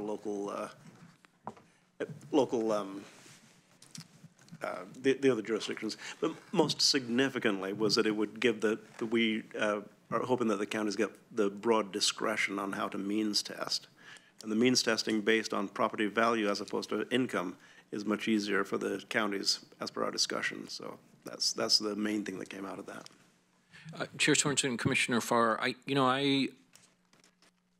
you might know this better, but as I recall, property tax for a school is considered to be local revenue. And as such, if there is a change to local revenue, I think the equalization formula takes care of schools. It does. That said, we also have a bunch of other taxing districts that would be impacted by this bill in the exact same way. And I did talk to the special district's lobbyist about this measure, and her response to me was, we're watching it, but we're very sensitive to veterans issues, as are counties, and so they are, at this point in time, we're not going to sort of weigh in. At one point in time, Mr. Chair, we'd talked about, should there be some sort of buy-off for a local governing body to seek prior to just sort of unilaterally making that kind of tax exemption. So you'll recall when the board has been presented with, for example, the renewal of the Downtown Urban Renewal District, it took, I want to say 51% of the taxation districts to approve of that change. Again, we did that recently with that low-income housing property tax exemption for Springfield, where we joined with a couple other taxing districts to say, yes, go ahead, City of Springfield. Again, that was that sort of policy where you have to seek sort of at least some minimum amount of all the taxing districts before you can formally have that sort of property tax. And none of that was part of the recommendation out of the Veterans Committee yesterday, but the recommendation was that that it be amended to give full discretion to the counties regarding means testing. Yeah. So, thanks. I just want to mention that the legislative committee in the big yellow section of attachment A, we did anticipate that these bills would be dead, and so rather than have a spirited discussion of whether we should support, oppose, or monitor, we opted for monitor because we thought they would be dead, and so many of them are dead. So that limits us down to the green recommendations for the support. And we've been over all of those, I think, before, but just to recap them, we've talked about the property tax exemptions, and we need to get, more information on that, but we have the one about Senator state dollars for ballot returns. We wanted to clarify which elections that was. The peer-to-peer car rental treated as commercial rental. The fitness to proceed, you saw that there's money attached to that, and we supported that. The I'm not sure what is that one? HB 2135. I just went over that. The 3135? Yeah, 3135. If you remember, that was, we talked to Mike Finch about that a little bit. That's where there would be, I think Department of Revenue was going to provide some money to local governments for what's called scraping software. Oh, yeah. Software that can apparently get data go through the internet and identify when people are advertising a house for a vacation rental. Mm-hmm. And unfortunately, that bill died. So that's for next time. Sorry, Commissioner. Yeah. I don't know why I put dead on that. It's in revenue, so it should be alive. I will tell you, though, I did just get a text while I was waiting. The car-to-car rental did die last night. Oh, okay. So that was kind of frustrating. But frankly, on that issue, I'm not sure we needed a bill to do that. That's a local ordinance. And if we think there's some tweaking that needs to be done for these kind of peer-to-peer rentals, sort of newer, sharing economy kind of things, I think the county's fine to do that by a local ordinance. So basically what we've put together, with the exception of the 3192, which is on the last one on the second page of what's been handed out here, that one, with the exception of that one, we would move that to monitor. So it looks like we could get a motion, if the board is okay with this, to with plenty of time for other questions. But just make a suggestion here that we think about supporting the ones that we've labeled as support, monitor the ones we've labeled as monitor, and additionally add the 3192 as a monitor. But that is just a preliminary idea. Commissioner, go ahead. Thank you. Before we get there, I'd like to ask the board to also move House Bill 3326 to monitor. That's the one about algal blooms. It's basically directing DEQ to start a program of monitoring some of our waterways that have drinking water sources off of them for blue-green algae. And Okay. I think it's an issue that's important, particularly in my district for Wohink and some of the lakes down there that are drinking water sources, and I think there's there are other places where it'd be useful to have information on blue-green algae on a regular basis. It's pretty spotty, the sampling for and reporting of around the state. So I'd like to move that one to monitor also.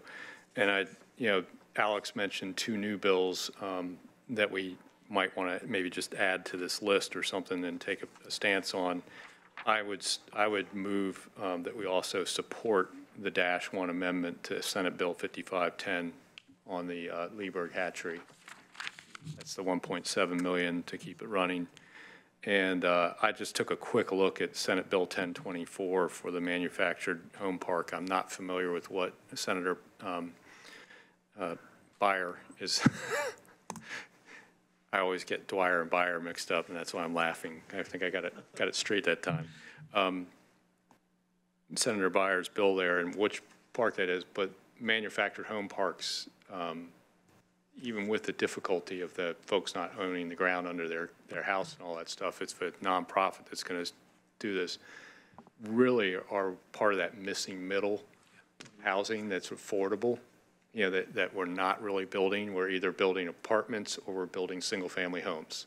And there's this variety of housing that we're missing. So I don't know the full details of that project and what the senator is proposing to fund, but that is a St. Vincent de Paul project, isn't it? Yeah. I lived in a single wide in college for a while. I lived in one when I came to America. It was cheap rent. Yeah. Yeah. So, there's just, it's part of that developmental housing that is just, and gives you that individual unit with a yard where I could actually have a dog. So I'd be supportive of that one too, and I don't know if we need to add those to the list, but that's what I would propose if someone's going to make a motion to approve the list. So you're suggesting that we list support for the Liebert hatchery, the Senate Bill 5510, and monitor the one in Springfield, the mobile home? Yeah, I would monitor that. What does he want to do with $3 million? What is that? I can give a hint. Yeah, I think Pat might be more familiar. It is for a renovation of a project, and I would that other commissioners would be able to comment on it, but it is a project that St. Vincent de Paul is very good at, which is taking old mobile home parks that are falling into the ground, basically, and renovating them to make them dignified living conditions for people who are there. Before I weigh in, could you provide a bit of background on that one, Alex? Sure. Chair Sorensen, Commissioner Berney.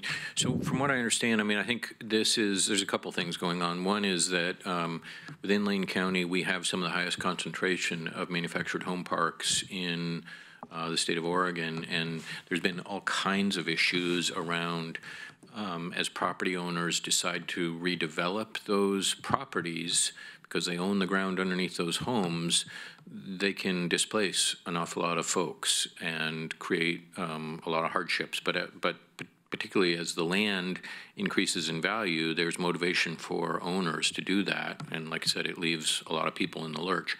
Specifically, I think in Springfield, one of the motivations for this project has been the redevelopment of Glenwood. And there's a number of manufactured home parks in Glenwood.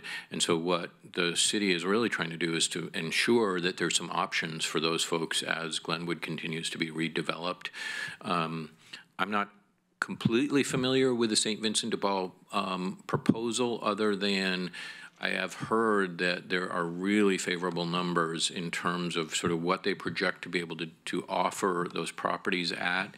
And sort of an intriguing comment from the city of Springfield about sort of what does a new manufactured dwelling park look like in terms of energy efficiency and some of the newer sort of building techniques around energy and conservation in particular. So sort of an interesting project, I think, and it really could have some statewide implications if this thing makes it into the final. I'm going to interrupt you briefly because I know Commissioner Buck wants to make a disclosure here, but because I think we've heard the term St. Vincent de Paul like twice now, so go ahead.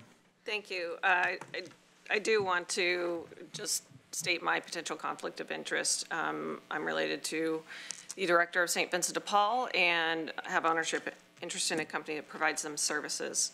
With that said, if the board chooses to support that particular bill, I would ask that we separate those into two motions so I can recuse myself from that particular one. In addition to that, this happens to be, a subject I know very well. And the significance of that park is, we haven't had a new park built in Oregon in 30 plus years. And so that's part of this. I developed one in the 90s, so. Yeah, it's been a while. But That's 30 plus years. it's, That's part of this, just for edification, that is part of the significance of that particular bill. Okay, go ahead, Commissioner. Is this dealing with Shamrock? By the way, do you know offhand? I don't think so. Okay. I would like to state one, I absolutely support this. I support the motion the chair made, and I support the friendly amendment that Commissioner Bozovich made.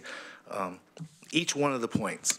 So, but as it relates to this particular thing, I want to reiterate, this is the missing middle. The city of Springfield really is targeting that missing middle, especially for families and working people. I think it's a missing middle that on a county level we need to incorporate. It's a missing middle that, as your representative on the Housing Policy Board, I've identified needs to be a part of any overarching look at housing in our area, because that board actually didn't act as if it knew that the city of Springfield was working on some of these issues. So I support the chair's motion. I support the commissioner's friendly amendment 100%, and I absolutely support this last item that we're discussing.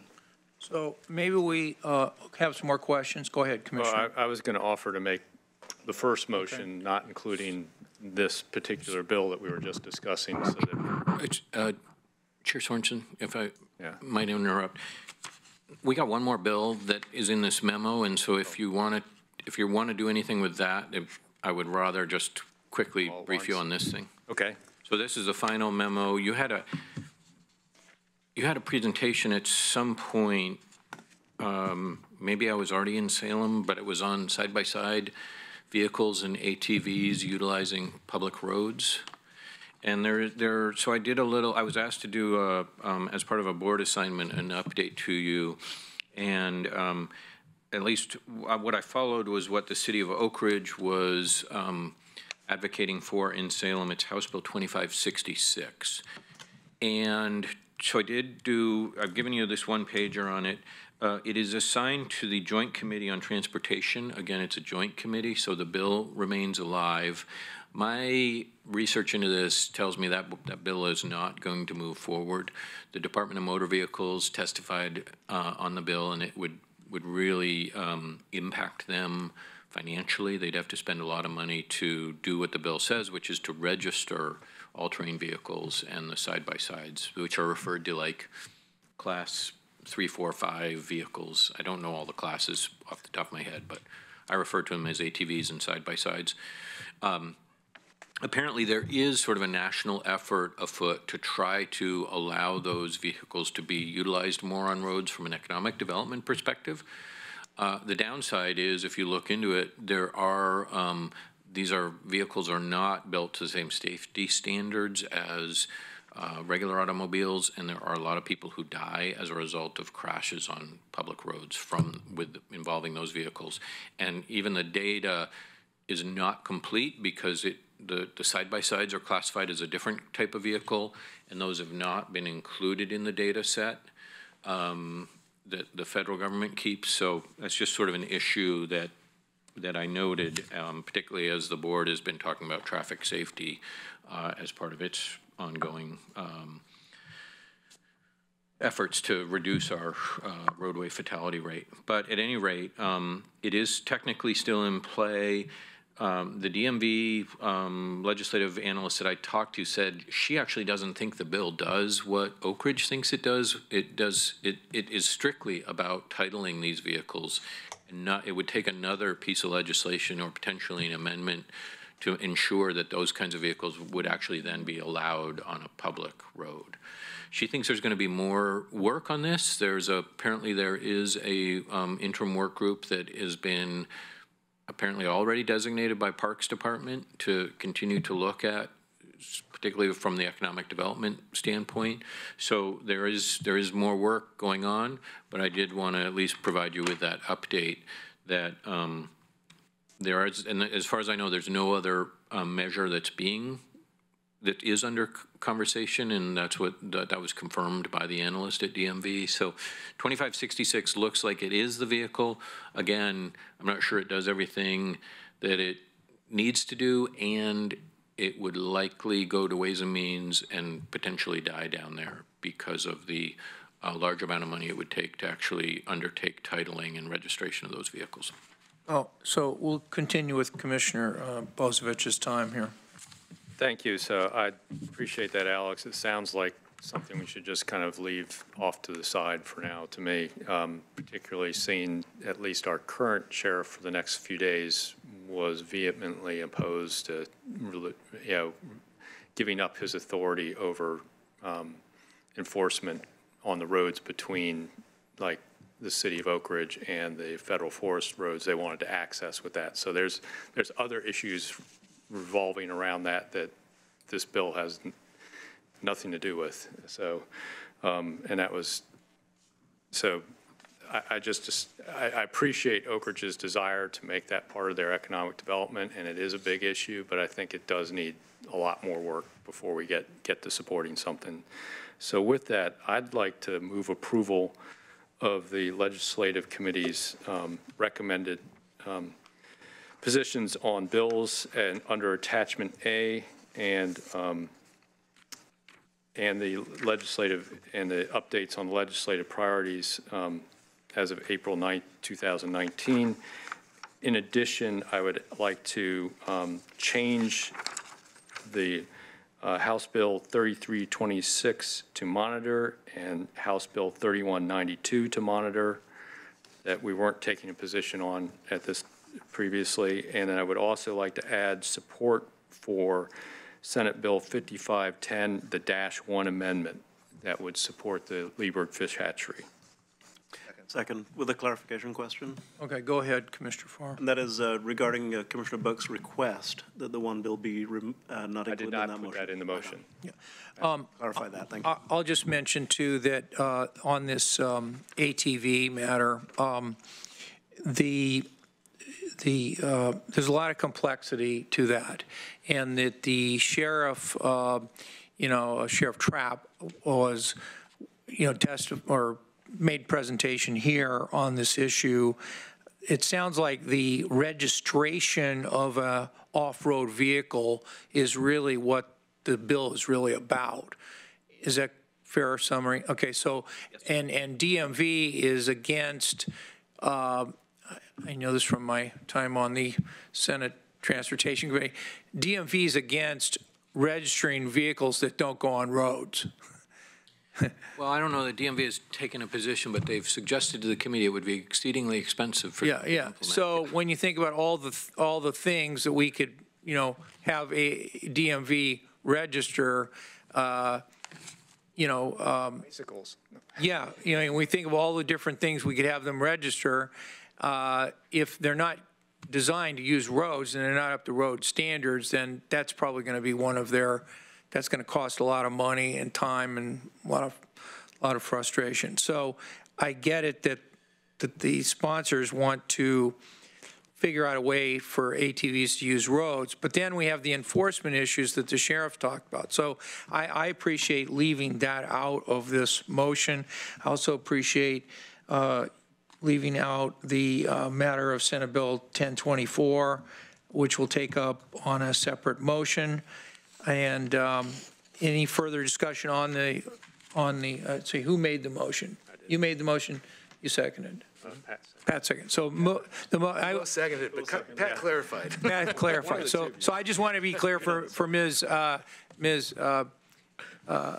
Jones's records for our meeting that Commissioner Bozovich made the motion, Commissioner Farr seconded the motion, and we're now discussing the motion. Any further discussion? Go ahead. I just want to appreciate the inclusion of the fish hatchery. I think it's a huge economic driver for our region, and am very interested in seeing where it goes in legislative session. Okay, good. Anything further? Okay, all in favor, please say aye. Aye. All opposed, say no. The motion carries 5-0. All commissioners voting in the affirmative. Now we'll take up the position of the board on Senate Bill 1024, and I'll call on Commissioner Buck first to make her disclosure. as I mentioned earlier, of a potential conflict of interest on this particular bill because it's related to St. Vincent de Paul, of which I'm related to the executive director and have an ownership interest in a company that provides them services. So I will recuse myself for this particular vote, and I'll step out. Now, this is just a renovation of mobile home parks. How does that get into a specific It's also company? a development of a new park. Oh, okay, very good. So is there a motion then on Senate Bill 1024? Go ahead, Commissioner I'd like to Bozievich. move that the Board of Commissioners take a support for Senate Bill 1024. Second. Okay, it's been moved by Commissioner Bozievich, seconded by Commissioner Burney to have a legislative position of supporting Senate Bill 1024, which appropriates $3 million to renovate a mobile home park in the Glenwood Springfield area. Further discussion? Seeing none, all those in favor, please say aye. Aye. Opposed, say no. Motion carries 4-0. Commissioner Buck excused and recused. And we'll now, so motion is adopted. Anything further from you, Mr. Kyler, on any legislative matters? No. And the next committee meeting is April 19. So we'll be getting more of a update at that time. The committee will be getting an update.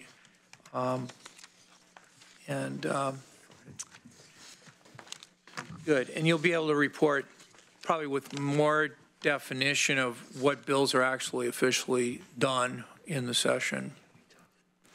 After that? Yeah. Yes, sir. Okay, very good. Thank you so much. And now it is about 10:50 a.m. My idea is to finish up the board work, which is a continuation of any county administration announcements, any commissioner announcements, any agenda team requests and work session requests, and review assignments. There's no executive session, there's no other business, no emergency business. And then it's up to the board, and Mr. Clark, could we take part of his training up till 12 noon? I think you could do probably all of it, or at least Okay. go till noon and see how far you get. I just have about Yeah. a 45-second update on the flood, and then I'm done.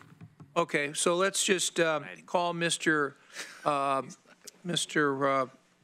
Clark and Mr. Miller in, and while they're coming, why don't you give your, Yeah. and then we'll also call on the, if they're not here yet, we'll call on the commissioners for any announcements Do or, you want to do the training here, or do you want to go upstairs? What's your, I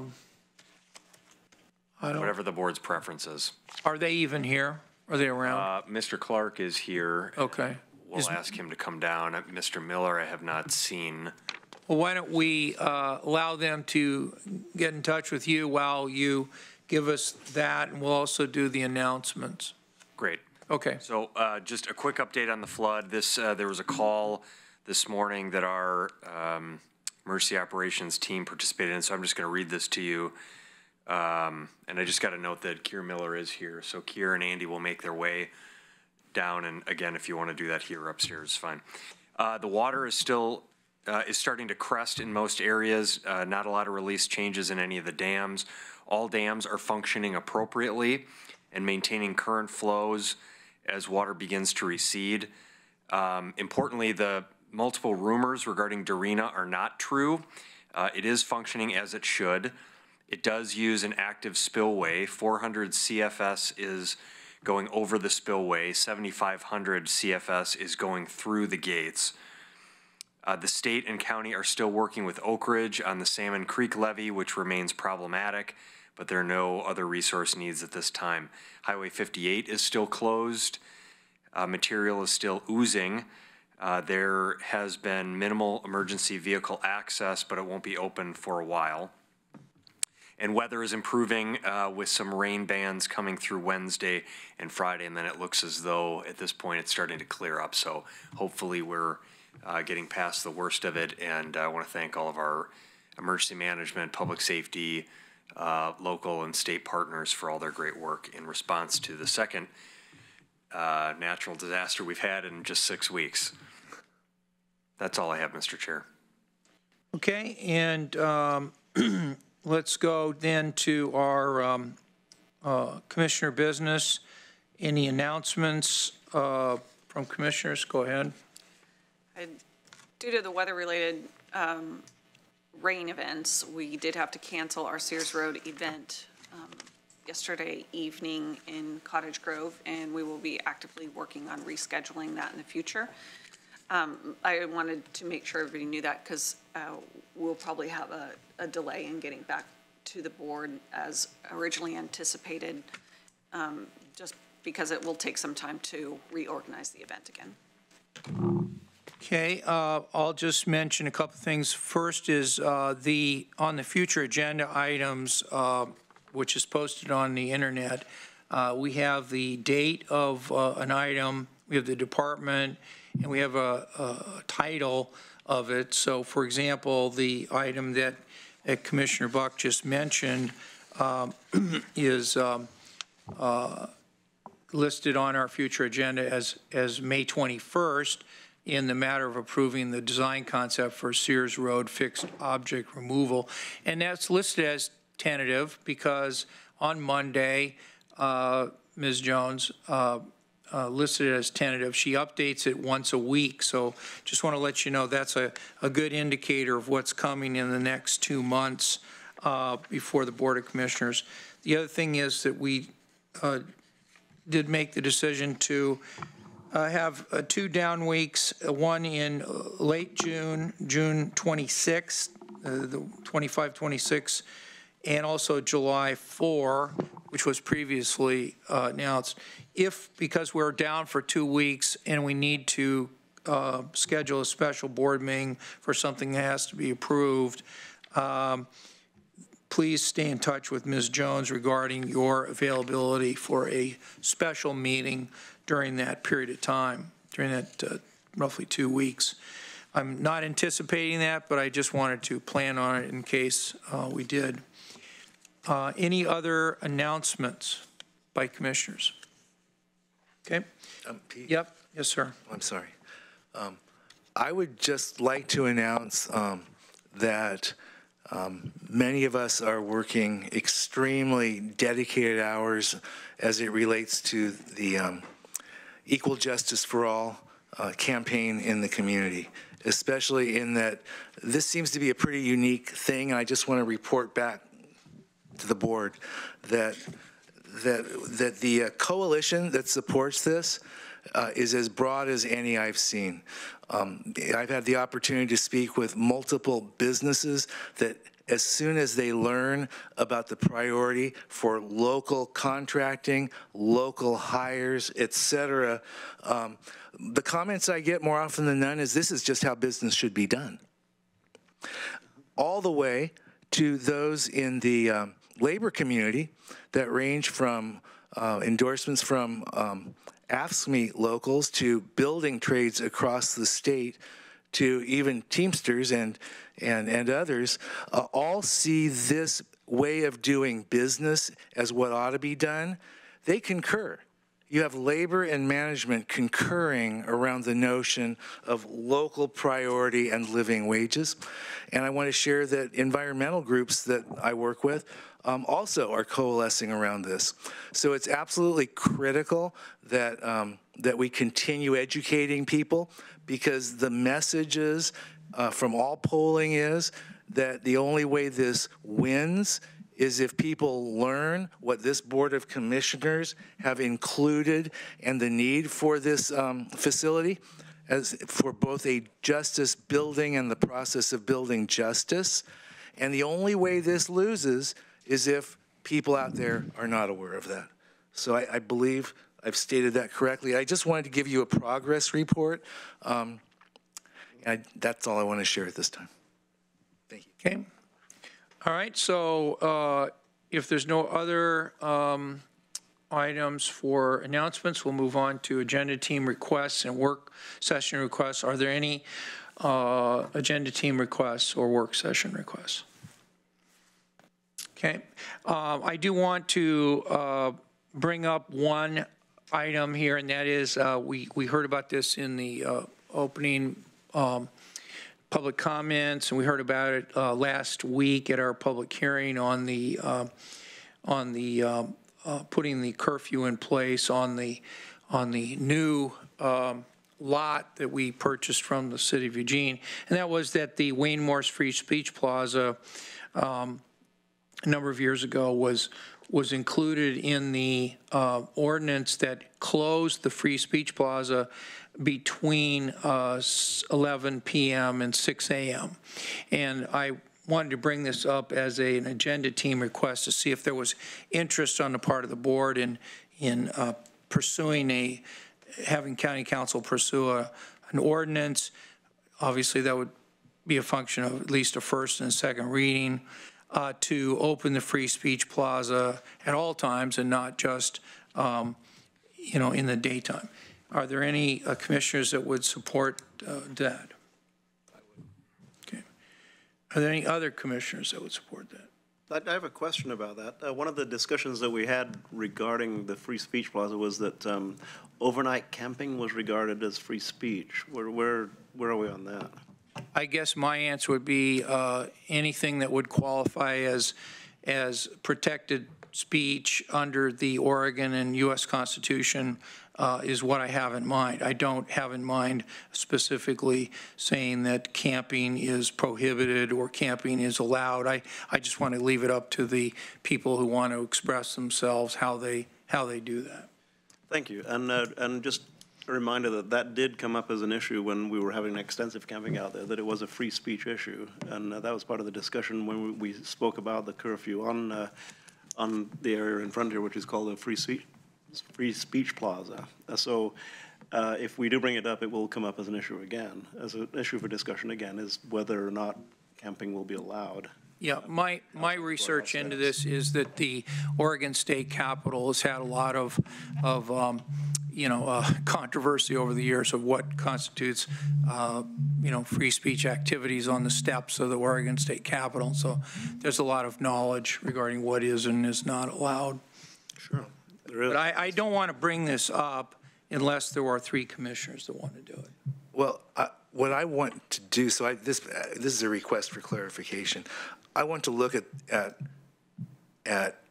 in fact, I completely support the notion in theory, and what I would like to look at is in terms of the management of the area, whether that's doable or not. So I'm assuming that by saying, yeah, I would like to pursue this, there's opportunity for that kind of discussion. Okay, absolutely. Yep.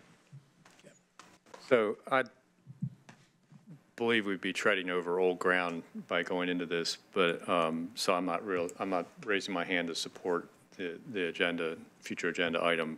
I just want to kind of provide a little bit of context. First, just so everybody understands, the entire area out there is referred to as the Wayne Morse Terrace.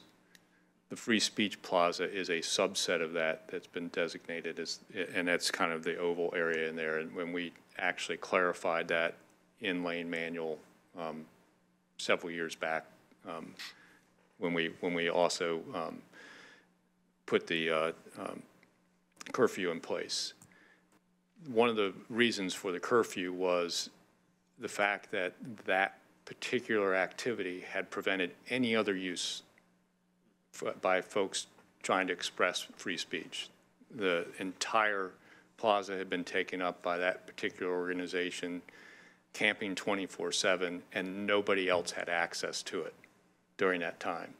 In fact, it was somewhat dangerous to try and access it because even the folks that were there were personally making their own decisions to remove people from their campsite and kick them off the plaza for behavior reasons. So it got to be quite a situation out there. And the decision to establish the curfew was to allow fairness in that you couldn't dominate the Free Speech Plaza for days and days at a time and prevent other people's speech.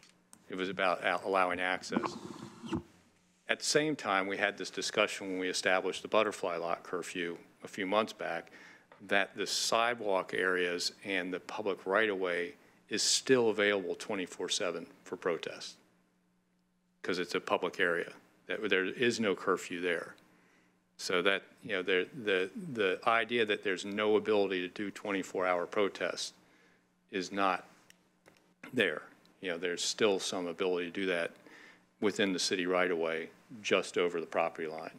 So that's sort of a little bit of background on that, why we chose to establish the curfew there as a time, place, and manner, content-neutral way of making sure there was equal access to the ability to use that plaza for free speech, similar to why we've started to try and control commercial activities occurring there, because if everyone's allowed to set up and sell things there, and particularly with canopies that are unweighted and other safety issues, it was getting to squeeze out everyone that wanted to use that plaza on Saturday for speech reasons, if everyone's there selling stuff. So that was one of the reasons why the city of Eugene and Lane County, in conjunction with the farmers market and Saturday market, chose to start that permit process, was to try and provide access. So that's the background there. So with that, I would recommend that, go back, find the board meeting, watch the webcast, listen to some of the discussions when we established the original curfew there. Maybe go back and remember the board meeting where we set the curfew for the butterfly lot, and watch that, because there was this, Commissioner Sorensen asked specific questions about public right-of-way during that meeting, and ability to 24-hour protest within public right-of-way. So, but I think it would be a waste of the board's time to reconsider that establishment of that curfew. Okay. With that said, I don't mind having a discussion about it. I'm interested in learning all sides of everybody's opinion on it. So I don't mind supporting having a conversation or work session about Okay. Anything further from commissioners? Yeah, I don't think this needs to be all that heated. I mean, I really appreciate the background. Here's what I'm thinking. I'm thinking that this has become as much symbol as management. And I think I don't want to waste anyone's time, and I didn't have the background, and I appreciate it. And I'm going to do exactly what you suggested before this comes up again, so I don't really waste the board's time. But at the same time, I would like to include as much of the public that's interested in observing this process. So even if we arrive at a similar conclusion, the public's been engaged enough to understand the rationale and the reasoning, because I am one of those free speech advocates, but one has to temper that, right, with other considerations like safety, and in fact, is free speech available if you don't have certain things in place? So if this is an efficient way, without wasting too much time, to bring everyone on board with the rationales for making decisions, I think that would be worthy of a little of our time, and that's why I'm agreeing with Commissioners Buck and Sorensen. But I will do the research prior to us bringing this up again. Thank you. Okay. Do we want to do the review of assignments or wait until? We still on an agenda team request? Oh, go ahead. Yep. I've had a request to, the third week of the month of May has been designated in the past Safe Boating Week, and I've had a request to, for the board to consider a proclamation surrounding Safe Boating Week for that period of time. I'm not ready to ask for an agenda team request at this point in time, but to satisfy the person that asked me, I will let you know that I will bring that request forward sometime in the next 2 weeks. Okay. Thank you. Very good. Okay, so I think we'll review our assignments either later today or tomorrow. And in the meantime, well, let's move ahead with the beginning of our item 7A, which is our work session on quasi-judicial training. With us to discuss this is Andy Clark, our Assistant County Counsel, and Carrie Miller, the interim division manager for the Land Management Division. And I know we set this up for an hour, so why don't we get from you on what your presentation might be like, as opposed to when you want to be interrupted or not interrupted with questions. How would you like to do this? Sure. Thank you, Chair Sorensen. Good morning, Commissioners. Andy and I were thinking we probably have about a 20-minute, we have about 16, 15 slides, maybe 20, 25 minutes of material, maybe less. And I think some of the nature of some of the material is that the board will probably want to interject with questions as we go, and we're certainly open and responsive to that. And hopefully that will leave. Do you want to have the questions during the presentation, or do you want to have the questions later? As I said, I think during the presentation probably would make sense. Okay. Yeah. Well, if people have questions, all right. Feel free to. Very good. Yeah. So I'll go ahead and jump right into it. So the board requested that Mr. Clark and myself provide an overview of the quasi-judicial and legislative decision-making process, specifically as it relates to land use. The board's had some hearings of a legislative nature and of a quasi-judicial nature, and there is some legalities behind both of these types of hearings. So I want to kind of make sure, especially the newer commissioners, are up to speed on what's involved. So obviously we'll talk about the primary land use decision types that come before the board, the legislative and quasi-judicial. I want to talk a little bit about findings. Findings are an important component of any decision, so we'll cover that briefly. No discussion about hearings would be complete without a discussion about ex parte contacts and biases. Finally, or next, want to cover a little bit about the role of the Planning Commission in these types of proceedings.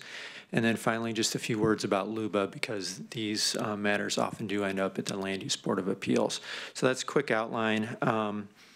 So just real broadly, and then we'll jump into these decision types in more detail. I think as the board is aware, legislative actions are those actions which generally establish law. They establish laws or policies for the jurisdiction. Generally, they're broad in nature, the creation of laws, whereas quasi-judicial is typically the application of those laws, the specific situations where the board is weighing the criteria and applying those laws often to a single individual or single property or properties. And then finally, there's ministerial land use decisions as well, and these don't come before the board. These are fairly clear and objective decisions that staff process. Of course, staff also process quasi-judicial decisions, but those do get elevated up to the board. So jumping into legislative decisions, these are the types of decisions you will see where the approval standards or the criteria are generally pretty broad. There's not these specific, line-by-line criteria that you often have to check off when you're going through a quasi-judicial proceeding. They're generally not site-specific. As I mentioned, it could be like a countywide rezoning or an adoption of a comprehensive plan policy or adoption of a specific plan, like, for example, a county's waste management plan. That would be an example of a legislative action. Another important point is that the board at any time can table one of these matters. You're not compelled to make a decision on a legislative matter like a quasi-judicial, an outcome is required. And then there's no real specific findings that are necessary through statute or law, although certain parts of the comprehensive plan and lane code may point to some basic findings, but you won't have that same level of detail needed as a quasi-judicial process. So I kind of mentioned this, the types of actions that would fall within the legislative realm. So now discretionary decisions or quasi-judicial decisions, these must be based on clear findings. So when the board makes a decision of quasi-judicial nature, you're acting in the role somewhat of a judge. There has to be evidence presented to the board. There has to be clear findings that support the board's determination that has to be based on the approval criteria and the facts that have been presented to the board. In this case, it's important that a record is established. There's a public record, a written record, and of course testimony that the board hears. The testimony that you hear from the public, for it to be germane, should be linked to the approval criteria at hand. The review obviously has to be fair and impartial, and there's a specific outcome to a quasi-judicial proceeding. It's either an approval with conditions, or a denial. So that's the outcome that's different from a legislative type of action that doesn't require an outcome. Some examples of quasi-judicial actions include special use permits or conditional use permits, partitions and subdivisions, different types of variances, and then site-specific citizen-initiated rezonings. These are typically the types of quasi-judicial proceedings that the board will see. The rest are generally dealt with by the planning director and staff, unless, of course, they're appealed and elevated up to the board. But citizen-initiated rezonings will go to the hearings official and may go to the board as well. And let me jump in real quick. That last area is sometimes an area of nuance, because you're talking about comprehensive plan amendments and zone change, which when you start to talk about, people tend to think that's a legislative matter, because zone change and comp plan amendments generally or frequently are. But these are applicant and property-specific rezones. In that case, there's actually a difference of opinion across the country of how states treat those. Sometimes they say any comp plan change is a legislative matter. That's not the way we perceive them. If it's property-specific and limited applicants or individuals looking for rezone and comp plan and amendments, and think back to some of the gravel or aggregate mining operations we've seen, those are quasi-judicial applications in our viewpoint, and I think that's generally the view of Oregon state law on that. So sometimes it can be a nuance, and you need to look at the facts of what's actually there. This issue in Oregon, where you're stuck with the question of is it legislative or quasi-judicial, oftentimes has come up with cities when they're evaluating annexation requests. And if you've got an individual property that wants to come into the city, that's quasi-judicial. If you've got a neighborhood that wants to come in, where's the balance? And I think you need to look specifically at the facts to figure out which is which. And luckily, the board doesn't face those decisions. And normally it's pretty clear, especially by the time it gets to the board, is it quasi-judicial or legislative? Because staff has to make that decision up front in terms of how it processes the application and what procedures it applies. And I think, as Kira's noted in the materials, it's safer usually to assume, if there's any question, that it's quasi-judicial, because there are more procedural protections built into that framework than there are legislative. And so if there's a question, we lean that way. Joe had a question. Commissioner Berney had a question. That's okay. Either one works. Joe, the Commissioner Berney. Forgive my naivete, but I can't help, as I'm looking at this and I study the material prior to the meeting, remembering my comment in my first quasi-judicial hearing, because I really did sense the angst of the people that were petitioning the board. And I remember being chastised, and now I realize it appropriately so, by one of the commissioners letting me know that angst was not a part of the criteria for quasi-judicial decisions. So here's my question. It seems to me that quasi-judicial decisions, there's not nearly the latitude. Really, it's almost like, can you give me an example of a quasi-judicial decision where my values might be really different? What I would like to see in my perfect world might be really different than another commissioner, but how much room is there really, or do we need to get real specific? Because to me, this seems like, no, this is just interpretation of previous decisions, findings, law, Yeah, there's, you know where I'm going with this. Yeah, there's always a tension in that. I think what you need to recognize is your personal policy viewpoints are appropriate in the legislative context, deciding what the standards are going to be. When you get around to applying those standards and interpreting them, the balance is between the policy established and the individual rights of the applicant, typically property rights. So that's the arena we're playing. Yeah, and the balance has been reached by the legislative process. Right. And the way to ensure protection of those individual rights and, in the land use world, the opponent group, shall we say, the way to balance them is to closely review the criteria and make sure that the evidence that comes in relates to the criteria and either establishes that it's been met or not. And it's that close review that is part and parcel of a quasi-judicial process. Thank you. And I think that this whole topic of quasi-judicial actions that local governments have to perform is what happens in the real world is candidates for elective office are asked what their legislative positions are on issues, and they go out and campaign because they have a particular legislative point of view. Then they get elected and they agree to abide by the laws of the state of Oregon, and then they're presented with all these quasi-judicial decisions. And it's my view that even though that is a bad system by itself, and why not Oregon legislators, when they run, they don't promise to make good judicial decisions because they're not making any. They're just making legislative decisions. But be that as it may, the legislature has given commissioners the responsibility to make these things.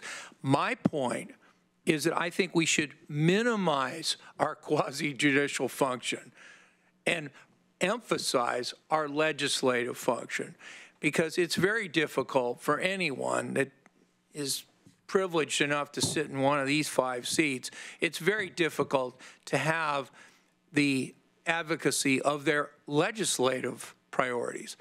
And then to add on to that, the requirements of to be a judge and to make good judicial decisions. So I'm not saying that we can change state law and we can say, oh, we don't want to do any quasi-judicial decision. What I'm pointing out is that Mr. Miller and you, Mr. Clark, to the extent you can, in presenting options for the board on what is going to be the types of cases, similar to what we did, what was that, a week ago, last week, similar to what we did, where we confine commissioners as much as possible to their proper role, the role that they chose when they started to run for the job, which is a legislative role. I would agree. There's certainly a tension between the roles of policymaking and policy application that city councilors and board of commissioners are faced with that judges don't have, and that, as you point out, state legislatures don't have. But to follow up on the point you're making, that there are sort of 2 types of cases in the quasi-judicial realm that make it to the board. And one is an appeal of a permit application, which the planning director will make a decision on. An appeal goes to the hearings official, and an appeal of the hearing official will come to the board. Typically these days, those end up on the consent calendar, and the board doesn't have to do anything other than approve the final order, which passes everything on to LUBA on the appeal. The other quasi-judicial proceedings that get here are these sort of limited comp plan change, comp plan amendment, zone change applications that come in, which don't go through the planning director hearings official decision role, except for gravel ones, I guess. But instead they're heard by the planning commission, which makes a recommendation, not a decision, but a recommendation to this board about what it thinks the applicant's position is, and then the board is faced with the decision-making role. That latter type is required by statute. The prior one, as Commissioner Sorensen is hinting at, is the county is free to either have the board make that decision or push that off to the hearings official, like some counties do. And that was the subject we discussed last week, I think. Okay. Oh, we have a question here. Real quick. I want to clarify. I was fully aware of the quasi-judicial role of this board, and it is one of the reasons why I ran for the board, as well as the fact that county commissions also have an administrative role that the legislature does not have. And it's important that we don't just pass a budget and then hand it off to some administrative executive branch and they execute the budget. We're responsible, for negotiating with our bargaining units under those budgets. There's a lot more to being a commissioner. And it was that combined set of roles that attracted me to this position, not just the legislative side. If I just wanted to legislate, I would have run for the state legislator. So just to be clear. Second, I want to say that there is the ability to bring your personal policy background into the quasi-judicial process. You just have to back your decisions with findings. There are places where we'll be asked, in particularly rezones, and whether a mitigation was, quarries or a forest land, a marginal, was there mitigation, was there impact to a Goal 5 resource? And that there's conflicting goals in land use. There always is conflict in land use because our land use system in Oregon was set up with conflicting goals. Provide needed housing, preserve farmland. They're set up to be in conflict. Preserve Goal 1, Goal 5 resources, have economic, and jobs. They're always in conflict. We have the ability during this process to say, and you bring your personal background into this, is did somebody mitigate that sufficiently? And if you feel they didn't because you have a tendency to not like, you lean more on protecting the forest land and not developing the housing in rural areas, you might decide there's sufficient evidence in the record to support that they did not mitigate, say, the impact on large game habitat. That's the place, but you have to justify it with findings that are in the record. You can't bring something from outside the record, and you can't bring something that's not part of the criteria. So just to answer your question in some ways, you still get to bring what you ran on into the question. You just have to have, and if you can't find that record and findings, that's the problem. And you can't not make a decision. That's the other issue here. So just wanted to clarify that. You still get to bring some of your background into this. Okay, this slide I just quickly wanted to demonstrate to the board what the quasi-judicial process looks like from an administrative standpoint. Often you'll be involved at the later stages and you I think it's just helpful to be aware of what goes into it. And so I have a couple slides here to demonstrate that. Mainly just to show that it is a fairly lengthy process. It is a process where a referral is mailed out to neighbors and interested parties. Comments are allowed to be submitted by interested folks, either in favor or opposed to a specific proposal. Staff prepare a report. The planning director makes a determination. That's mailed out, and there's the appeal period. Once things get appealed, which they do quite often in Lane County, the process gets a little bit more complicated. This is what the process looks like from there on out. As the board's aware, it goes to our hearings official. There's a hearings official decision. There can be an appeal of that decision, and then it makes its way up to the board and then eventually to LUBA. So it is a much lengthier process, the quasi-judicial process, once an appeal has been filed. So circling back around about findings, because findings are the way we are confirmed at LUBA or when we're appealed. Making clear findings is what's necessary. And there's a few kind of rules about findings. Obviously, they have to be based on the facts. They have to be put down in writing, so testimony at a hearing, making assertions isn't adequate. They must be put to writing. They have to describe the rationale for the proposal in enough specificity to allow a logical analysis of the criteria and the potential impacts of the proposal. And at the end of the day, the findings have to allow all parties to understand what the board's rationale was for the decision. Another important thing about findings is they're really necessary when as Commissioner Bozovich was just speaking to, when you want to issue conditions, mitigating factors, conditions on a decision, you have to tie those factors on, or at least describe why those conditions are necessary through the findings. So the findings have to be in rough proportionality to, the mitigation measures or the approval criteria has to have some rough proportionality to the proposal being put forth. So you can't, the county couldn't, for example, put an exaction on a road to require road improvements on a development proposal that doesn't have any impacts on the road. There has to be a nexus there, an essential nexus to what's being proposed. And that's what is described and articulated within the findings. This is just a statute provision that requires findings. Won't read that for you, but it is part of state law that requires these findings. And then, if there's no questions on findings, I just want to talk briefly about bias and ex-parte contacts.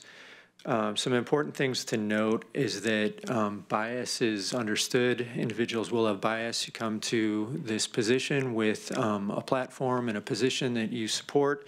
Bias and prejudice in the decision-making is understood. It just can't be to such an extent that it renders you incapable of making a fair and impartial decision. As the slide said, even quasi-judicial decision makers aren't expected to be completely free of bias, but you just have to put that aside. Legislative proceedings, the issue of bias isn't a problem in a legislative proceeding.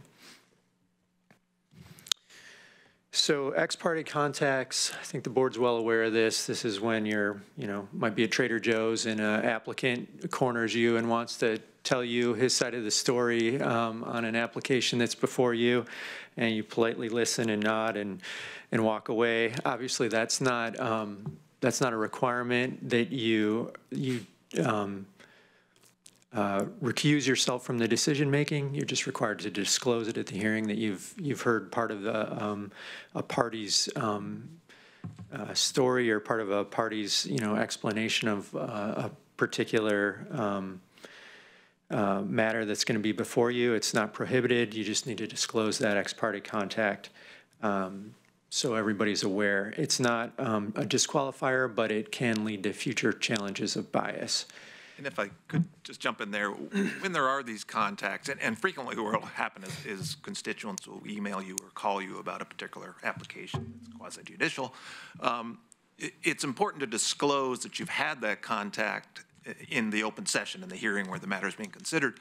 In addition, note that nothing about the contact affects your ability to make the decision in an unbiased way. And that's, I think, an important qualifier to all that.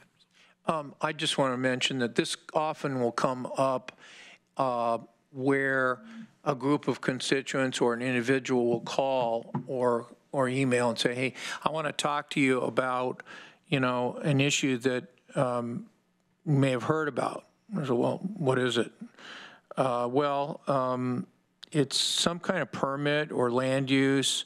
Something is coming up, but I don't really know. What I want to do is have a meeting with you and show you the papers.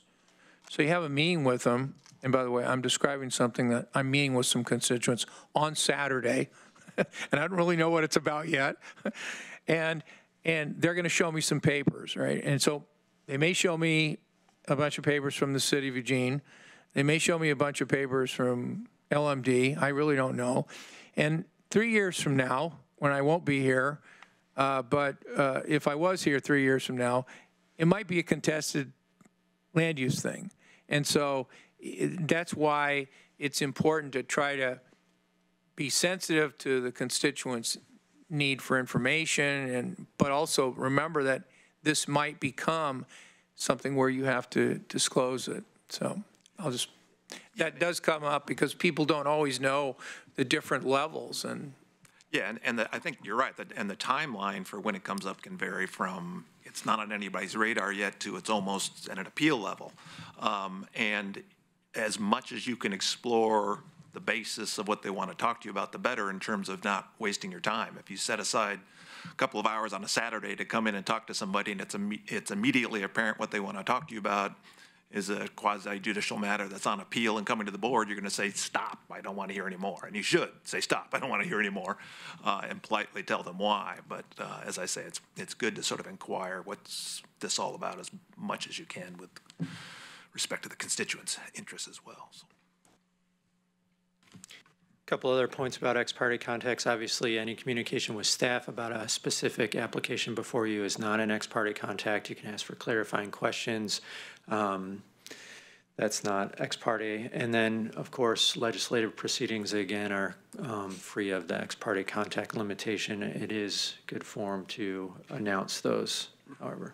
Right, and as a follow-up to what I just said, if someone contacts you and they want to talk about something and what they want to talk to you about is the amendments to Chapter 16, that's an obvious legislative matter and there's no prohibition on that. You can meet all day and talk about that with constituents or opponents.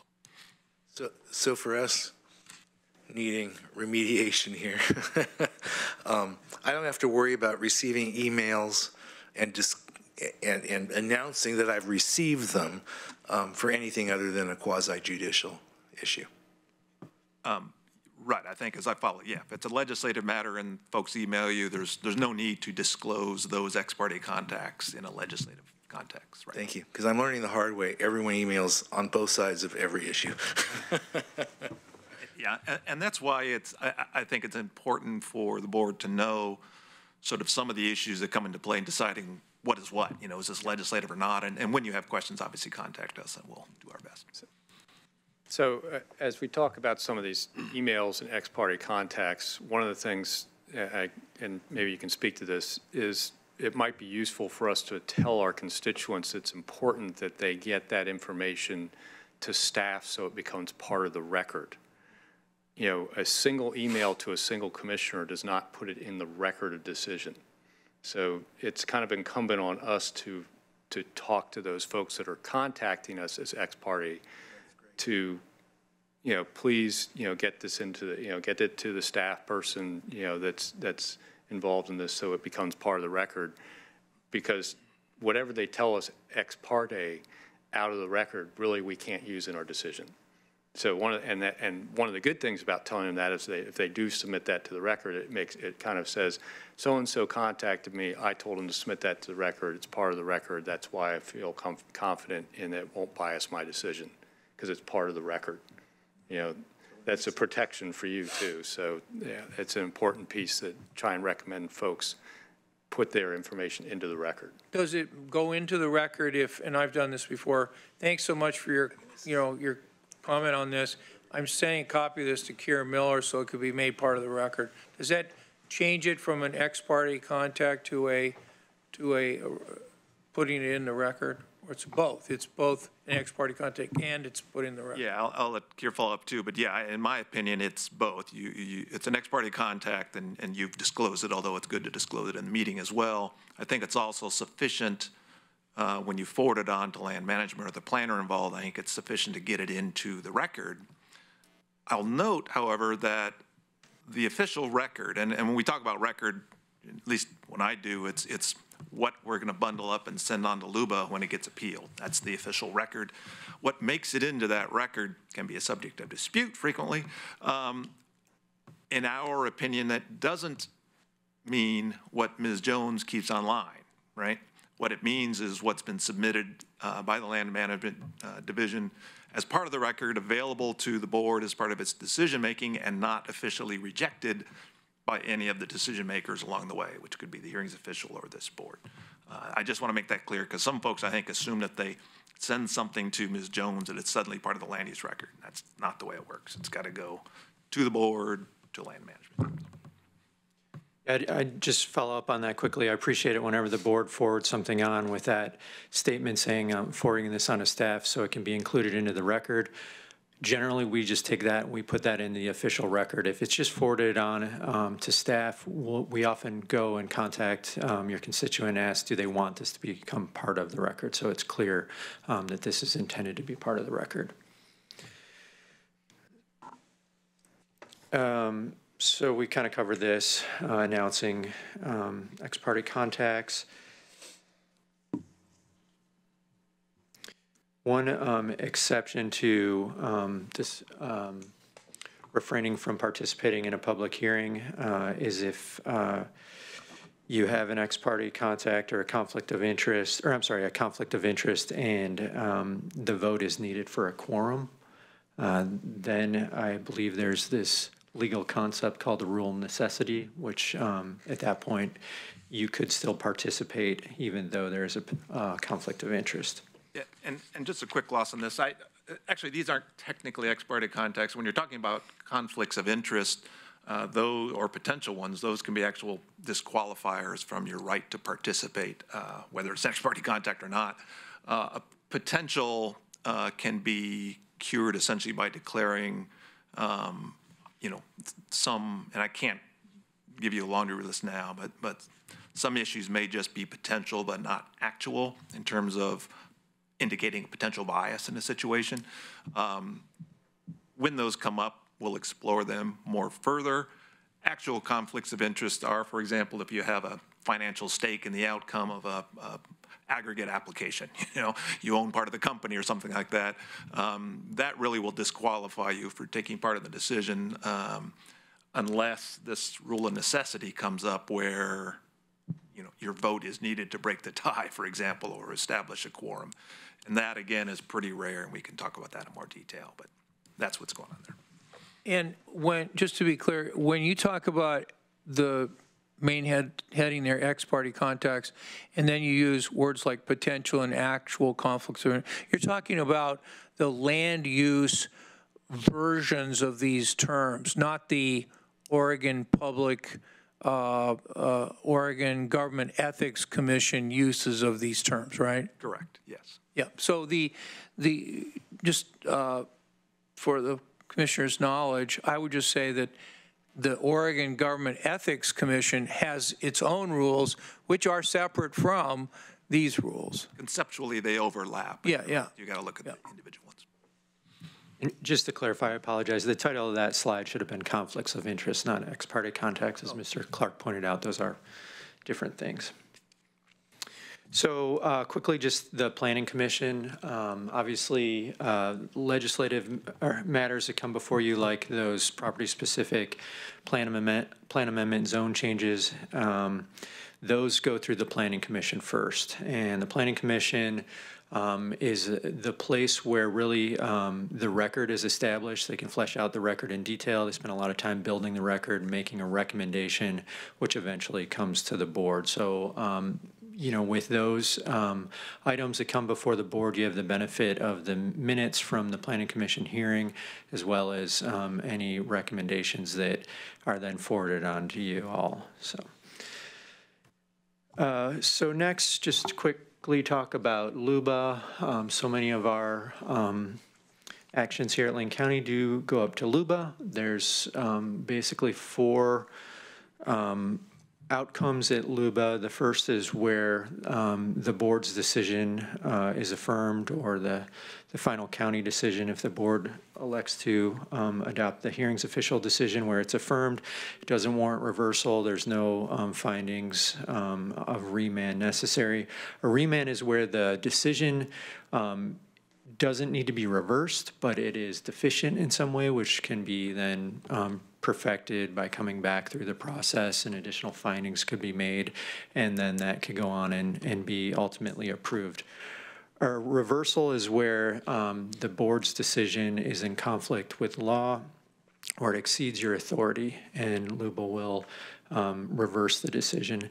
And then finally, a dismissal is when, maybe for other reasons, but the primary reason is when there's a jurisdictional defect. The item shouldn't be up before the Land Use Board of Appeals to begin with. It's better off at circuit court or somewhere else.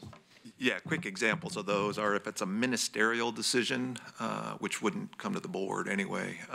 Those are matters where there isn't any discretion in the decision. It just is what it is based on clear and objective criteria, basically. Those aren't land use decisions, therefore they're not eligible for appeal to LUBA. The other situation are specific things that are carved out of LUBA's jurisdiction, one of which is Measure 49, home site approvals are not land use decisions. Frequently, they'll get appealed to LUBA, and what LUBA does will consider whether they have jurisdiction, and when they don't have jurisdiction, they transfer it over here to the circuit court, and the judges here get the fun job of being land use judges for a day or so. So those are a minority of what this board will have to contemplate, but that's the full picture on those.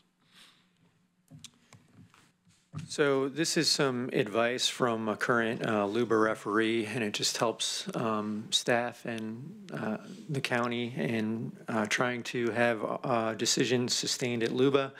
It gets back to some of the things we were speaking about earlier. So obviously in your legislative function, when you're developing regulations, code language, comp plan language, it's good to be as clear as possible and make those that language is easily administered as possible. That's obviously a really hard thing to do, to write clear, unambiguous code language and policies. Obviously, we follow all of our procedures here, and we write adequate findings. And then finally, one of the more difficult parts is when there is that gray area in the code, it's not clear, making appropriate interpretations of the code based on what's known as the PGE analysis or the PGE format. This is basically Oregon Supreme Court case, Portland General Electric versus Boley is the case, where the Supreme Court sets out some pretty clear standards on how a jurisdiction is intended to interpret code. You look at the clear language of the code, what the language says. You look at the legislative history. There's a kind of a process that is followed. So following these 4 steps will lead to success at LUBA. And I think that's all we had, unless there's further questions. So I just want to point out that LUBA is not the end necessarily of land use actions, and that the next step up is the Court of Appeals, and that there actually have been recent decisions reversed of where LUBA reversed a Lane County decision and the Court of Appeals reversed LUBA. And I think that was in the King case recently on some dwelling replacements. So quite often we get these scorecards about what was appealed to LUBA and what the results were. Sometimes it doesn't go to the next step, where was LUBA's decision upheld? And there's been actual cases where we were appealed to LUBA reversed us, and then the reversal was appealed to the Court of Appeals, and the Court of Appeals reversed LUBA. So there are 2 active and it can actually go to the Supreme Court beyond that if the Supreme Court chooses to take it up. There are at least 2 active cases in our office where we're at the Court of Appeals. But yeah, the appeal to LUBA is of right, which means if you want to appeal, you can. And similarly to the Court of Appeals, if you want to appeal LUBA's decision, you can. You need to pay your fee and file your paperwork. Further appeals can be taken to the Supreme Court, but their review is discretionary. They don't have to hear your case or not. So, and Court of Appeals, we've actually had a couple that I can think of where they have AWOP'd the decision. So situation, I can't remember the case now. LUBA upheld the county, was appealed to the Court of Appeals, and Court of Appeals affirmed without opinion, which is what AWOP stands for, in which case they don't do anything really other than consider the brief, sometimes oral argument, but they don't write an opinion on it. They just say it was affirmed, and they don't do any opinion on it. So and it doesn't set precedent when they do an AWOP. Right, and there's nothing to review in terms of deciding what they said. It's an actual decision, though, sets precedent in Court of Appeals for the state. Okay, any other questions? It seems like this has been very helpful, and thank you so much for the thoroughness of your preparation, and appreciate it. I guess we'll go back to item 9, which is our review of assignments, and I think we're done. Oh. I apologize. Oh, go Before you leave, I just wanted to thank you. That was so useful to me, and I want to thank those commissioners that know all this stuff backwards and forwards already. So thank you all very much. By the way. Again, when these issues come up, you have questions along the way, just let us know, and we'll do our best to answer. Thank you. Thank you. Staff is great. It's an empty set, Joe. Commissioners know everything. Well, you know what I mean. Yeah. I was like, what? We're those guys. All right, what do you got to say? So here's what I have to say. I have one assignment. I wasn't here, but I was watching it, so I caught that, the work session on the curfew at Free Speech Plaza. We took that as a work session. I saw 3 head nods to have that discussion. I think we'll probably assign that to county council and ask that we come back here in the next couple months and present the history of that decision and talk about how we got to that place and answer any questions from the board. So that's the only assignment that I had, unless I missed anything. No, I think that was it. And you want to give us any update on the sheriff situation? Did they release the names? Candidates who met minimum qualifications, thank you for making that clarifications, were notified, so they're aware that their names will be public. The board will receive an email within the next 10 minutes by noon with the applications, and we will prepare a news release to go out to the media this afternoon with the names and information regarding the process. And we heard from the board is 9 o'clock, 30-minute public comment to 9:30, 75 minutes for each interview. So did I get that right? 75, yeah. So 9:30 to 10:45 is the first interview, 10:45 to noon is the second interview. Gives you about an hour. And what I'm suggesting is maybe we'll order lunch for the board and just, if it's possible, don't make lunch plans.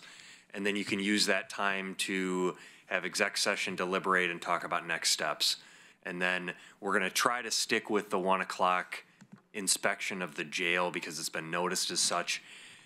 The issue we do have is Metro apparently is not able to film past noon tomorrow. So we'll have to talk about if they're not able to film, then some other way of recording. If the board does go into exec session and come back out, we can do maybe a tape recording of that. So we'll discuss that and we can provide a further update in the morning. Maybe we